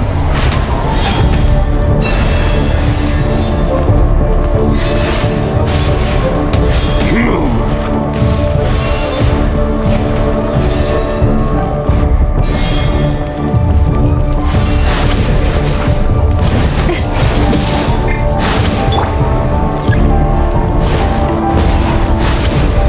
Be silent.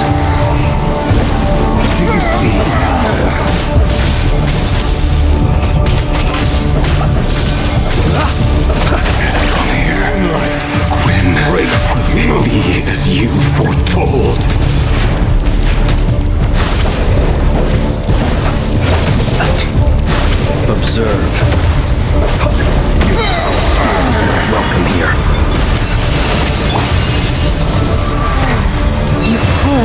Can't hide the truth. The mystery unravels. It all adds up.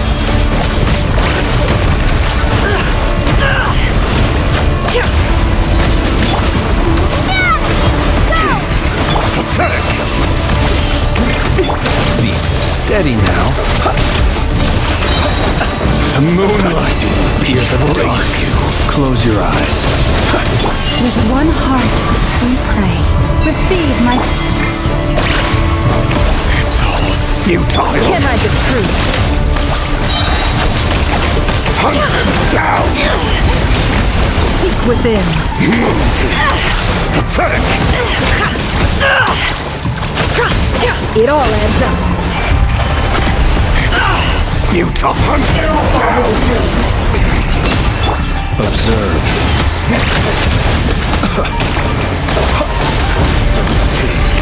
Pathetic! For the everlasting forest, lush as the moon. Hunt them down! No more lies. The moonlight is futile!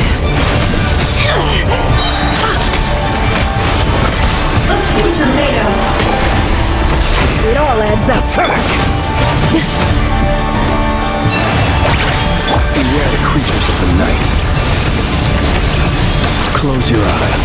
It's all futile! Observe. Fear the dark. Hunt them down! Leave this place, by the frost moon of old. Pathetic! It all falls into place. Your little game of heroics is over. The moonlight. Great. Who wants to go first?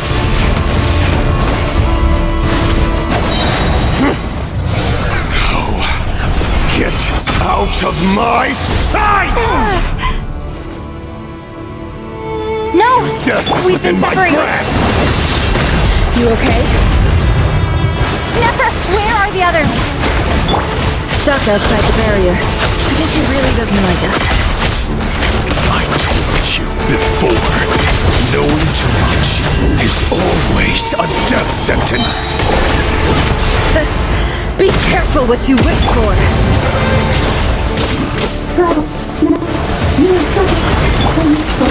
Lala! Can you hear me? Hold on, please. Silence. Voices are gone, but at least I know they're still there. I need to stick to the plan. Remember my most important task. Just installing him.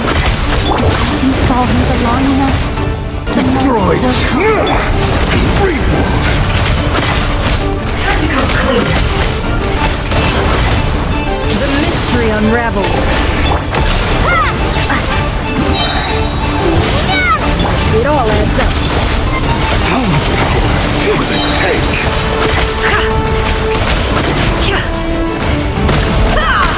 Seek within. Can't hide the truth.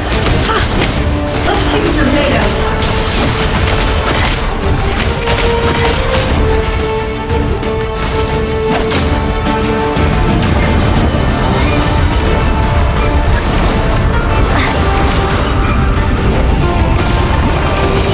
I've got this.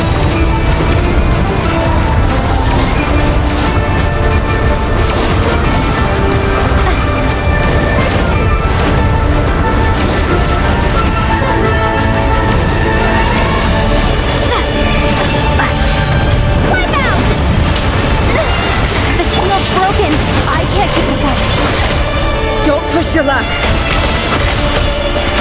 Your death is within my grasp. Absurd.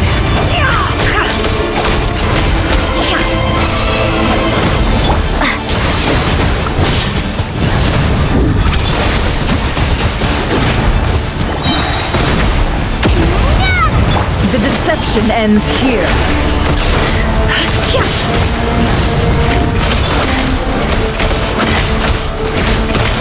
Can't hide the truth.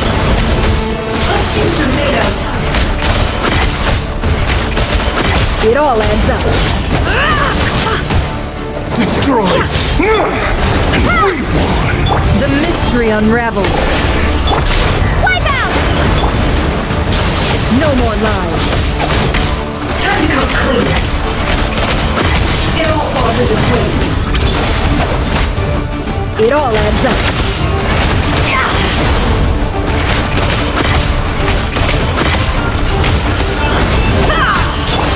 Water jet! The deception ends here. Let's see what you're made of. Let's see what you're made of.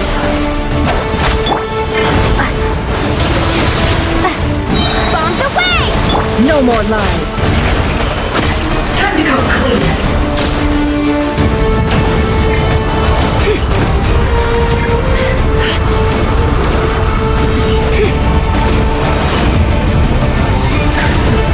There's no other way.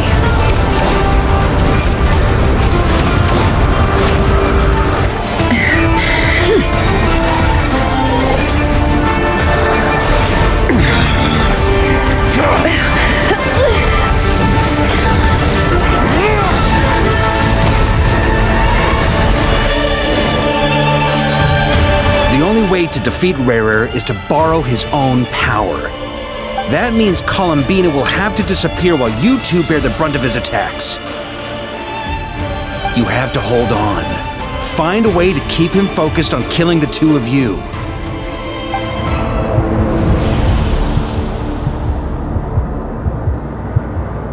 Neffer! Your eyes are bleeding. Soon you will be powerless to resist. And then, I will reduce you to dust. But that dust will plague your memories. Come on, keep holding on. Any other tricks up your sleeve? Let's see them. As entertaining as they are, you've backed yourself into a corner. You don't fool me. I see your fear clear as day. I have to stoke his rage. Make him unleash everything.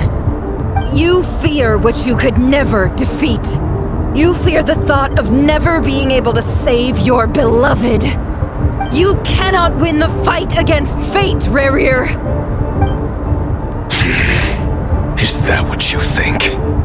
Well, now it's your turn to feel afraid!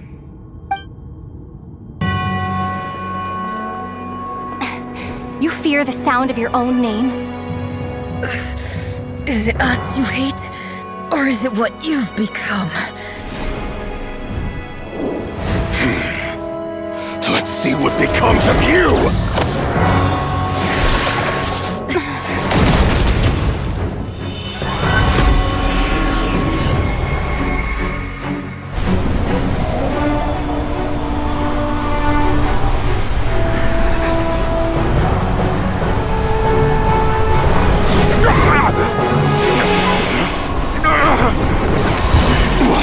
Happening? That power. I've seen it before.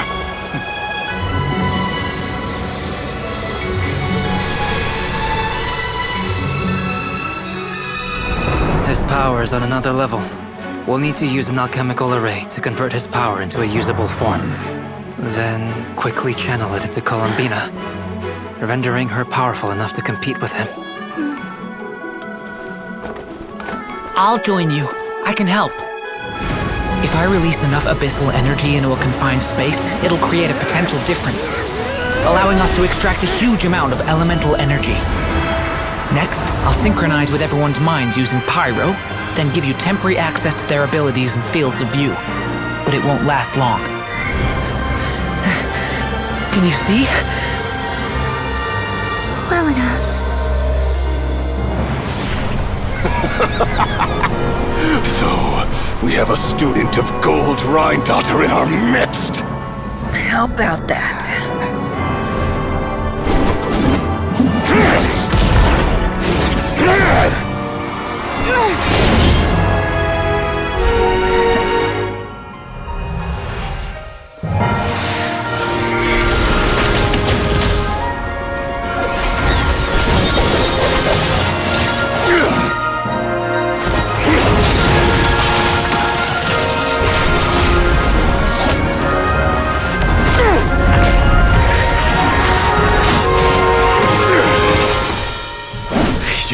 my own power against me? Just like how you stole Kuvaki. Look familiar?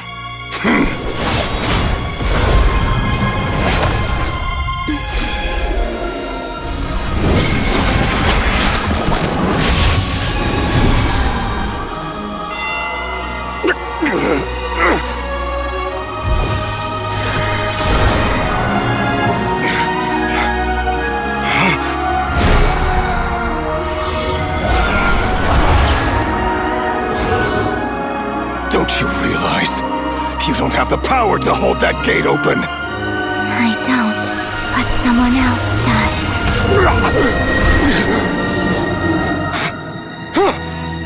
Goodbye, Reri.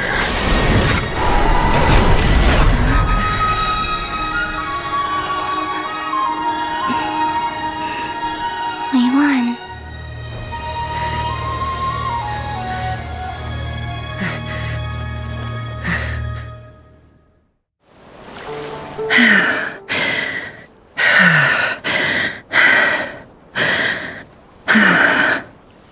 Neffer, how are your eyes?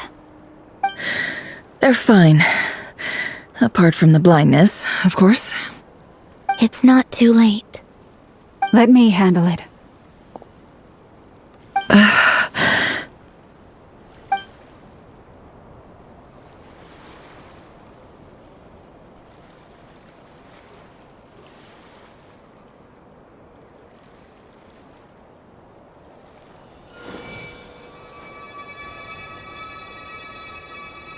Miss Neffer, it's not like you to lose your composure.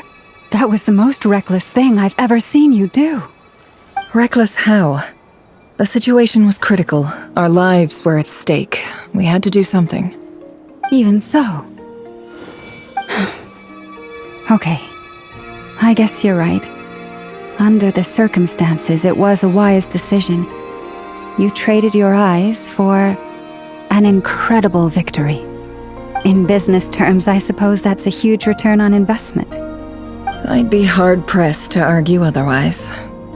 Still, I don't like this outcome, and I don't want you to lose your sight for good. People suffer when they make sacrifices they shouldn't have to make, whether that means faith, strength, or in this case, your ability to even see. I had hoped you could win without sacrificing so much as a single hair on your head.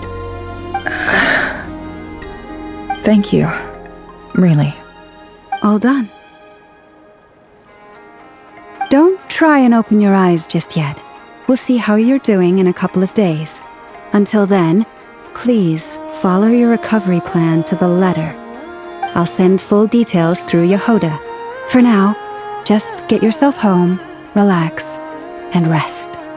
My dear friends, we have fought bravely and achieved a spectacular victory. A dark cloud has been lifted from the skies of Nodcry. All in this land will be grateful for what you have done. The moon will remember this day. Thank you both.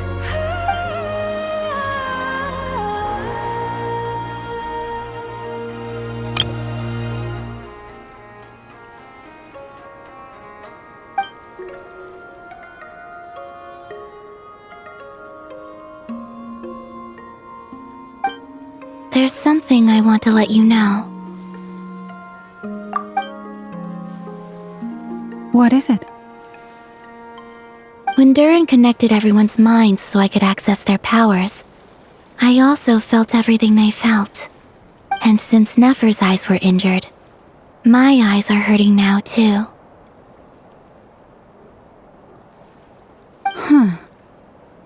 Hold on. Let me try. I only feel the pain. There's no actual damage. I just thought I should tell you.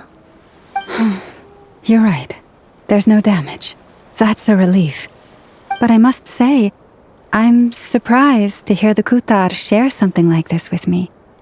In the past, you never used to open up about yourself. Things are a little different now from how they were. I'm learning to share how I truly feel with my friends.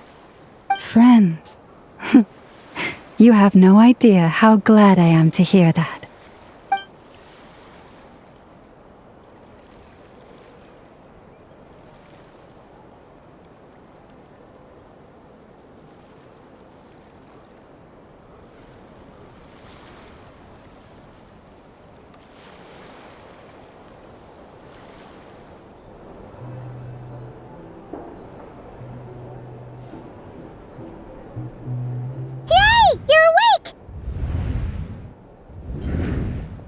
How are you feeling? Any aches and pains? Did you sleep well? I'm doing all right, Paimon. No need to worry about me. Phew! Well, that's good. Paimon's been sitting on the edge of the bed worrying about you for ages. You slept a whole day and night. Poor Paimon had to eat all by her lonesome. Glad to hear you didn't starve. How was the food? Well, it wasn't the same without you there to share it. Honestly, Paimon just can't relax when you're not your usual self. She couldn't enjoy the food and settle down to sleep. Well, I'm back to normal now. Oh yeah, and Albedo swung by earlier. He said to tell you to head to the tavern when you woke up. Varker and the others are organizing a victory feast and they want to celebrate with you. He also dropped off some medical supplies, but you seem fit as a fiddle, so guess you won't be needing those. If you're feeling up to it, let's head over now. Wouldn't want to keep them waiting.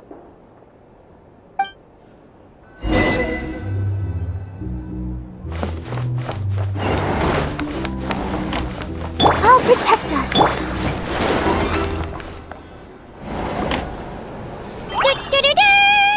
We're here! Oh, Traveler and Paimon! Perfect timing! We were literally just saying how there's no way we're holding this victory feast without you any longer, and we would have postponed it till tomorrow. How are you feeling today? Much better, thanks. Don't worry about me.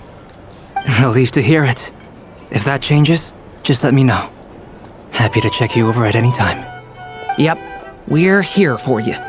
Anything you need, just let us know. Oh wait, where's Neffer? How are her eyes doing? Nefer's right over there. I'm sure she'd love to catch up with you.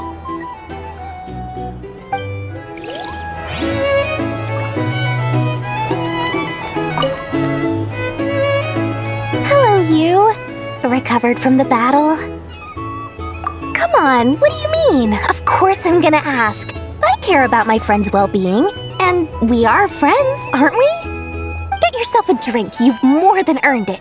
In fact, today, your drinks are on me. Lord Sangamabe's got you covered. Wow, really? What about Paimon? Has she earned it too?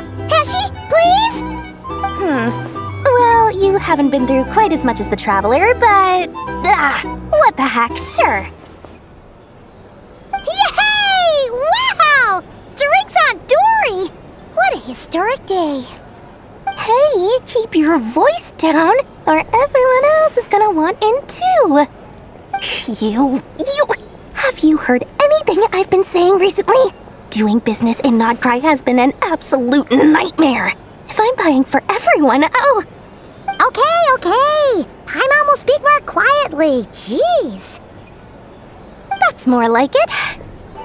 Don't you forget, Lord Sangamabe doesn't just go around buying drinks for anyone and everyone.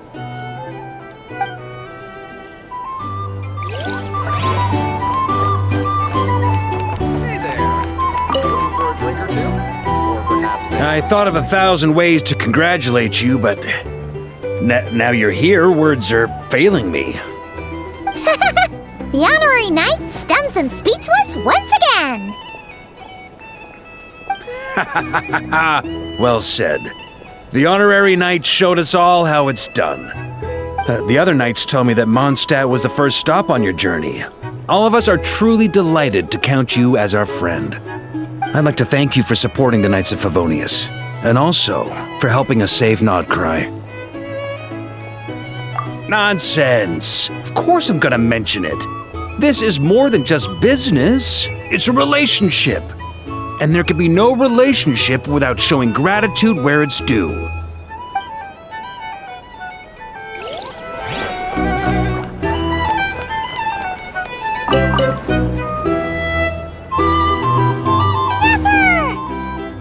Traveler, Paimon, are you recovering well? Turns out that moon chanter has some real talent after all. My eyes were mostly recovered after just a couple days' rest. I can actually open them again now. Yeah, but you gotta be careful. Lauma says not to strain your eyes while they're still healing. Yes, thank you. I'm well aware. Yehoda, Could I borrow you for a moment?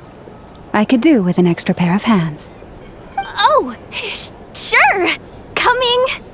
Did you hear that? I gotta go help Lauma for a second.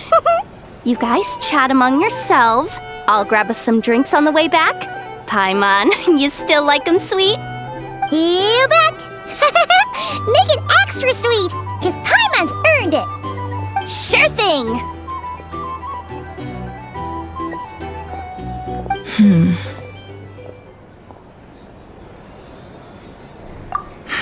The Raker of Solnari. Kind of a snake, don't you think? No, definitely a snake. A poisonous one who spewed his venomous hatred everywhere.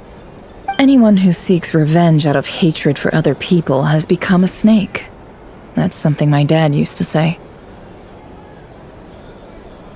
Perhaps.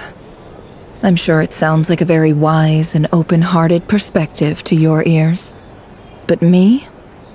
I think hatred is a perfectly justifiable emotion. What else is left when everything you depended on in life gets stripped away? Something's gotta fuel that drive to keep on living. If you're worried about me, you can nip that in the bud. I'm not someone who gets stuck in the past. It's just... I suddenly feel like I was wrong to call my father a liar. He was just a fool. That's why the academia turned their back on him, and why the other tribes ganged up on him. Oh, Father. How much better things could have been if you were a skilled liar. Look at the Ibis King. Thoth is a fiendishly cunning liar. And yet, strangely, he feels more like a father to me than my real dad ever was. He's never brought it up, but I'd bet he feels the same way. Why else would he give me the power to perceive the truth, while at the same time training me in the art of deception? Well, King Deshret banished him to Aru, which is essentially a prison, and posed 3 questions to him. He promised that he'd have his freedom if he could find the answers. His response was to take on a physical form and approach me, hoping that I could become his envoy and search for one of the answers on his behalf. Did he really think I'd fall for that? He's stuck there. He can't make me return what he gave to me. So that's enough for you to decide he's nice, is it? He's a prisoner, and he was scared. So he decided to perform some good deeds to win people's approval. He lives in fear because he's a deceiver. How is Rerir any different? You can't work as a spy your whole life and expect a happy ending. It's preposterous. Yet I can't say I don't understand it. Liars live in the darkness of their own making, but it's still human nature to want to go on living. They say that a liar's soul is the most worthless thing in the world. What do you think?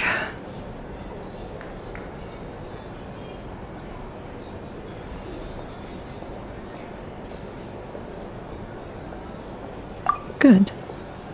If you understand that, it means you're smart, and you see things objectively.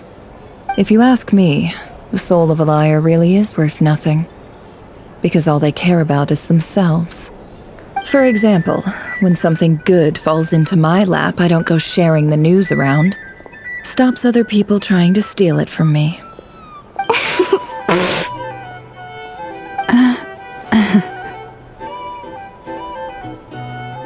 So be it.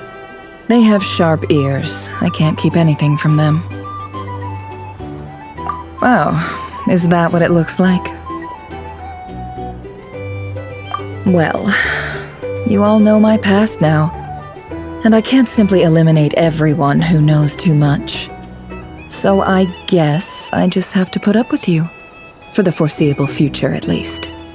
When you find yourself in a situation you can't control, the safest play is to keep calm and start monitoring everyone involved like a hawk. In the intelligence world, you need to have a sense of perspective and play your hand accordingly. If you understand what's at stake, Please ensure my secret is safe with you. I trust you'll respect my wishes as a friend. But don't forget, I will also be watching you like a hawk. Very good. Oh, wait! Now that the panic's over and we've all calmed down, Paimon suddenly remembered something. After all that build-up, our mystery ally never showed up even once!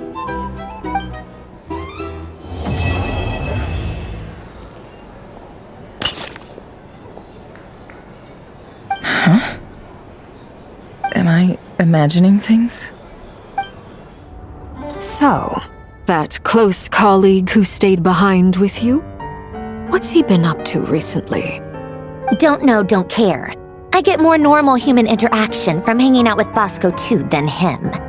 Although, now you mention it, he hasn't bothered me in a while. I wonder if... If he's disappeared without a trace, it's the biggest gift he ever gave to the world. But I somehow doubt that's what's going on. He won't lie low forever. So we'd better stay on guard.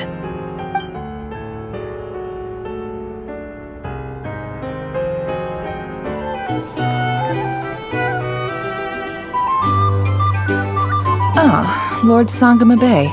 How lovely to see you. I must thank you for the device you provided. It was an enormous help. Would I be right in thinking that it was developed by the academia? Why come and ask me when you clearly know already? I mostly came to thank you. That's more like it. A little gratitude goes a long way with Lord Sangama Bay.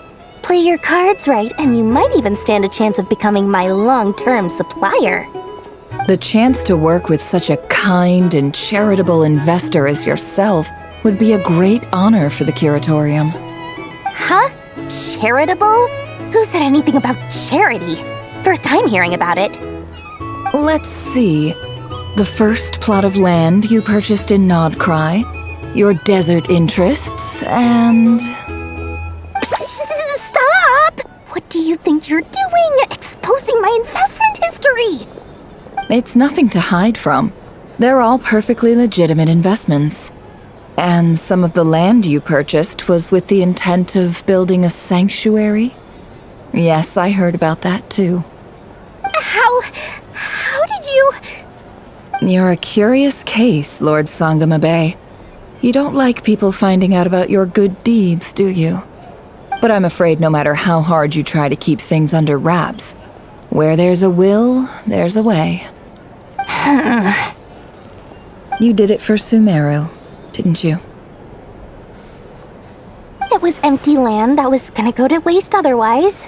I figured if I built something there, it might at least get some use in an emergency. Disasters are capricious things. They strike without any warning. I've lost family to a disaster before, and I don't want to lose any friends or business partners if I can help it. My elder sister used to dream of finding a sanctuary. Somewhere with plenty of food, water, and medicine.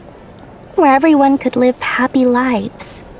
It was something I looked into, but after discussing things with the Dendro Archon, I decided on a more effective strategy. The tech people handled the tech, and Moneybags provided the Mora. It just made the most sense. It's a pity that so few people know the truth about you. Everyone says that you view everything in terms of Mora, and all you care about is growing your own wealth. So, what's the problem with that? Everyone wants to be rich, it's human nature.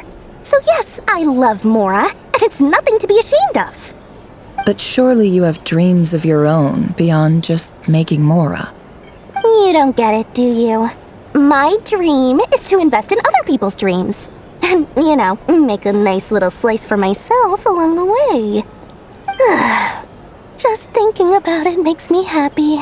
That sweet, sweet sound of Mora. Thank you. For the device? And the pendant. Oh, that. I was just returning a favor. Don't worry about it. Seems like we've both been away from home for a very long time. Yeah. So long that I barely remember what my family even looked like. That would be your mother, father, and sister? Yeah, though it's been years since my sister passed away.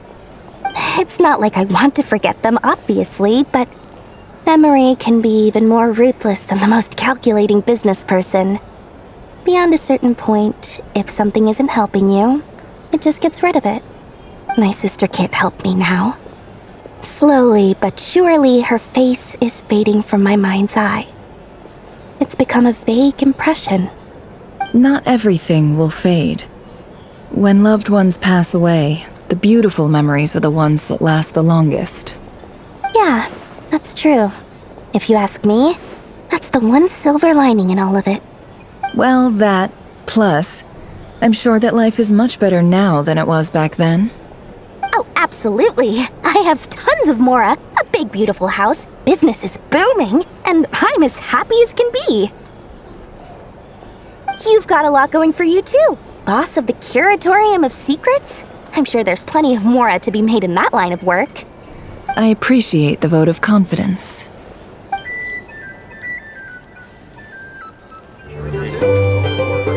How have you been holding up? Any adverse reactions? If you start to take a turn for the worse, make sure you tell me right away. You don't need to worry about me, Grandmaster. I'm fine. I mean, I barely did anything, so... What? You're too humble, young man. You played an indispensable role in the battle for Notcry. We can't thank you enough for your support. Sometimes, when people praise you, it's because you deserve it. The best thing is to accept it calmly and with grace. It's important to learn how to respond to words of admiration. Let's do a quick demonstration. Albedo, that was an incredible feat of alchemy. The pressure was on, but you worked flawlessly at lightning speed to get the job done. Thank you. I can't take all the credit, though. Durin played a big part in forming the alchemical array. See? Did you catch that? A masterclass in how to take a compliment. Okay, yeah, I did work pretty hard to help prepare for the battle. No point denying that. Hey, you guys! Hey, look who's bounced back. Looking good, traveler. Seems like you've recovered. You won't need to take any more medication. Can I get you a drink? Huh? You know how to order at a bar now? You've sure learned a lot recently. Handling a drinks order is ridiculously simple compared to alchemy. Don't worry, I'll blend into society yet. Paimon believes it! You're clearly a fast learner, just like your brother. To be totally honest though, Paimon didn't quite follow all the details when you first explained the plan to us. Don't worry, that's completely understandable. Unless you're a student of alchemy, it's hard to grasp the principle and how the process works. To put it in the simplest terms, we saw how our enemy stole the power of Kuvaki, and that gave us the idea of stealing his power to turn it against him. When facing an enemy you have no hope of defeating, it's best not to engage them in battle. So, instead of looking for a way to overpower him, we decided to help Columbina get strong enough to at least stand up to him in a fight. For this to work, we had to analyze his modes of attack, confirm who his main target was, and make sure that he wouldn't go beyond the range of the alchemical array. For added security, we prepared a total of 4 arrays. But to mitigate the impact of the battle, we identified one location in particular as the ideal spot, which is where the confrontation took place. The alchemical array absorbed his abyssal power.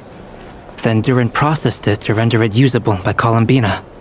That power enabled her to do what would otherwise have been nigh on impossible.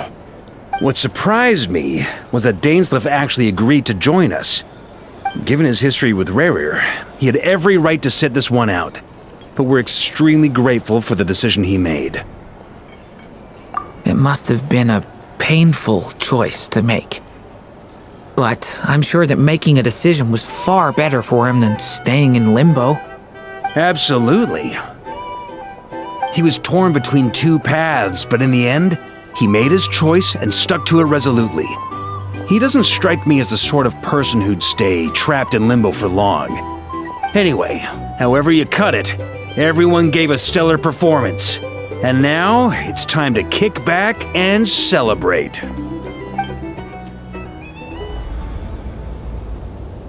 That's the only reason you're here? Yes. I've thought a lot about it. And I've realized that you, me, and Arlecchino should be friends. I think this is very important. So I felt I had to come and tell you. Well, this is a new one. I'm so moved. I can't even hold my teacup. If that's all, you can leave now. Do you not want to be friends with me? Or is it that you prefer being co-workers? What is this, Columbina? Are you deliberately testing my patience threshold? Right now, my politeness module is active. But if you say another word, I swear I'll shut it down. If your politeness module was active, wouldn't you say the word please at some point? Polonia, please see Lady Columbina to the door. Will you still invite me to your next tea party? What? Yes, I think you will. Bye-bye, dear Sandrone.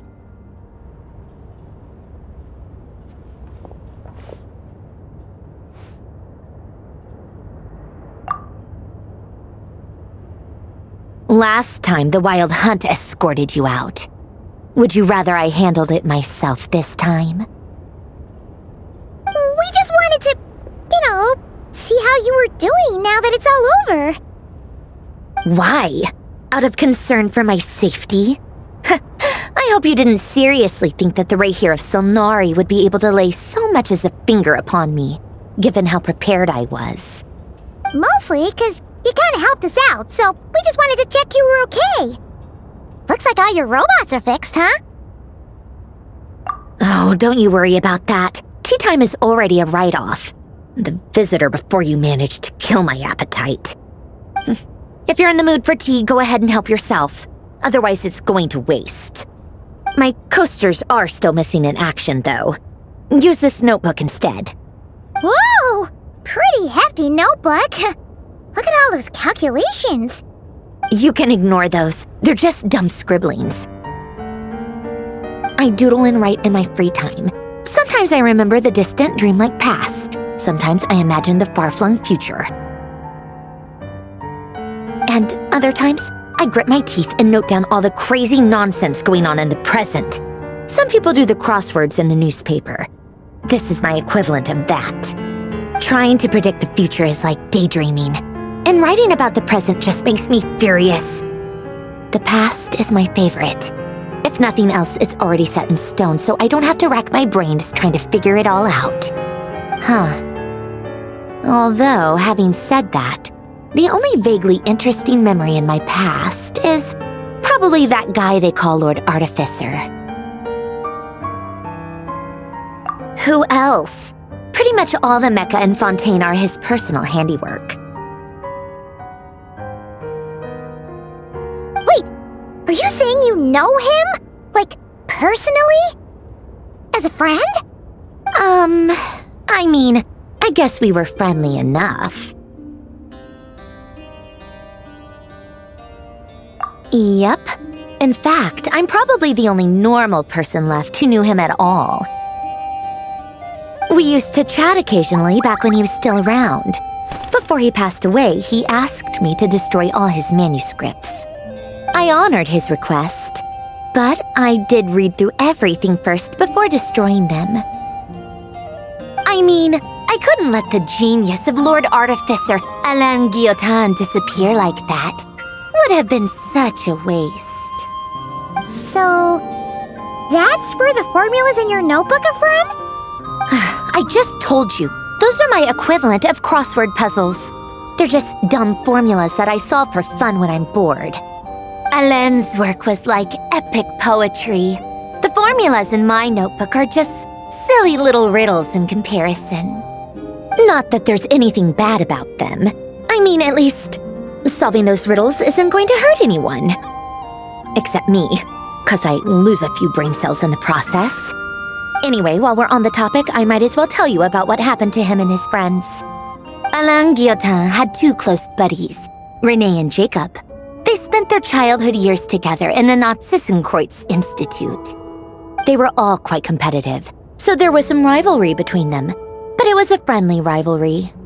But beneath the friendship and the rivalry ran something deeper, a sense of nostalgia for the past.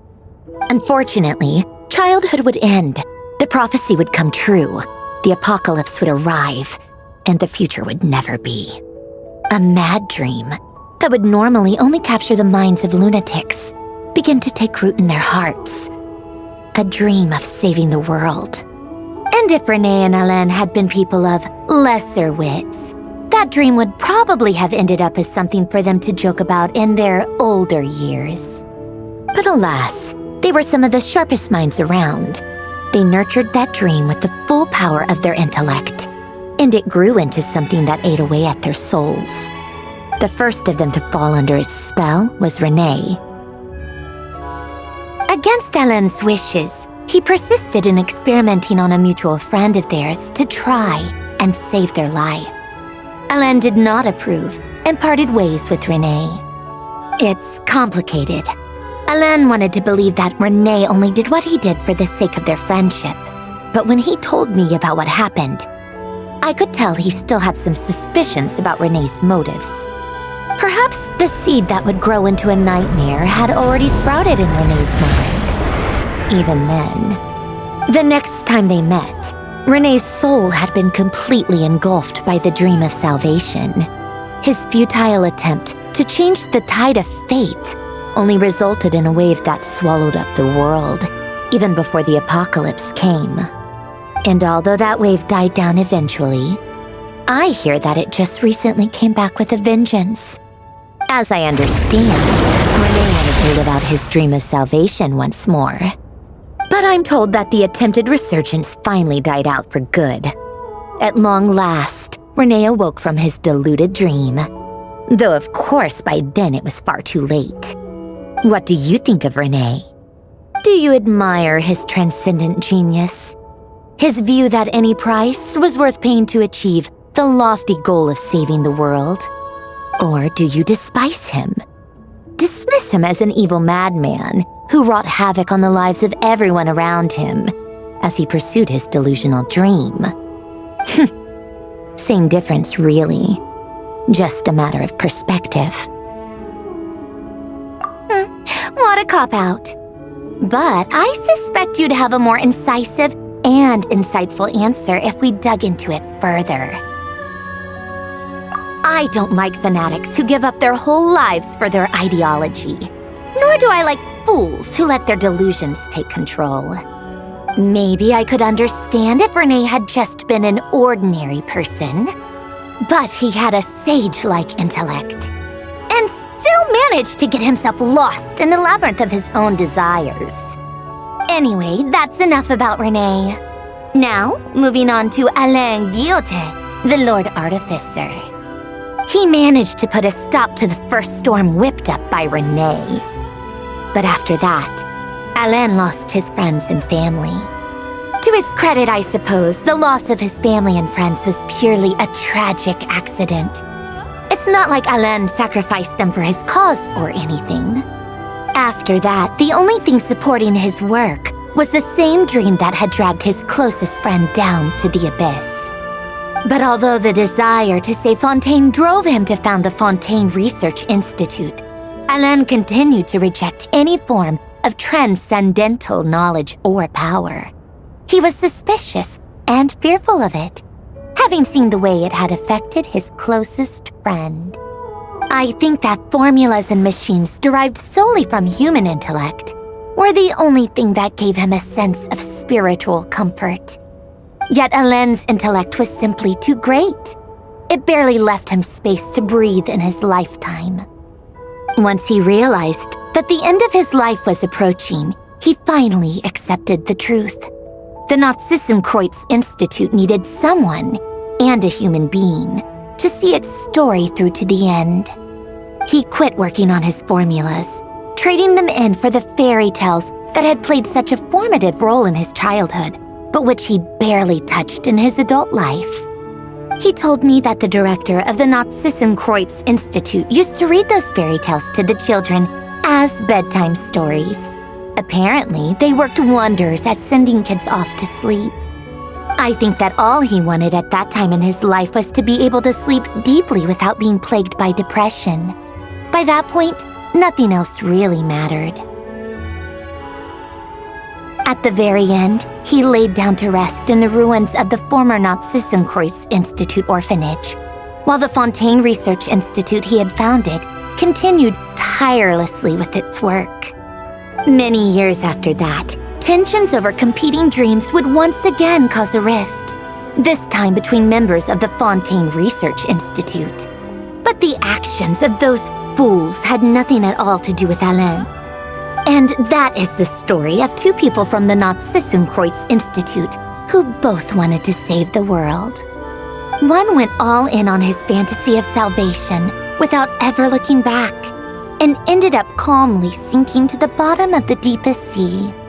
The other sought desperately to burn bright in his life, even though he wasn't sure where he was going. I do sometimes wonder, why is it that people like them have such grand hopes of saving the world? Even the grandest tree starts as a tiny seed. So perhaps, for each of them, their mission to save the world began with a very simple desire: to save themselves. They were young children with friends and family who mattered to them, desires to explore the meaning of life, ambitions to have a successful career. They didn't want to see all of that taken away in one fell swoop.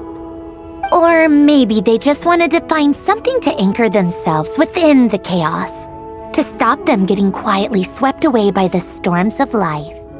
But instead, the search for their own salvation took them down the rocky road laid out by fate. Do you think the desire to save oneself is enough of a justification to try and save the world?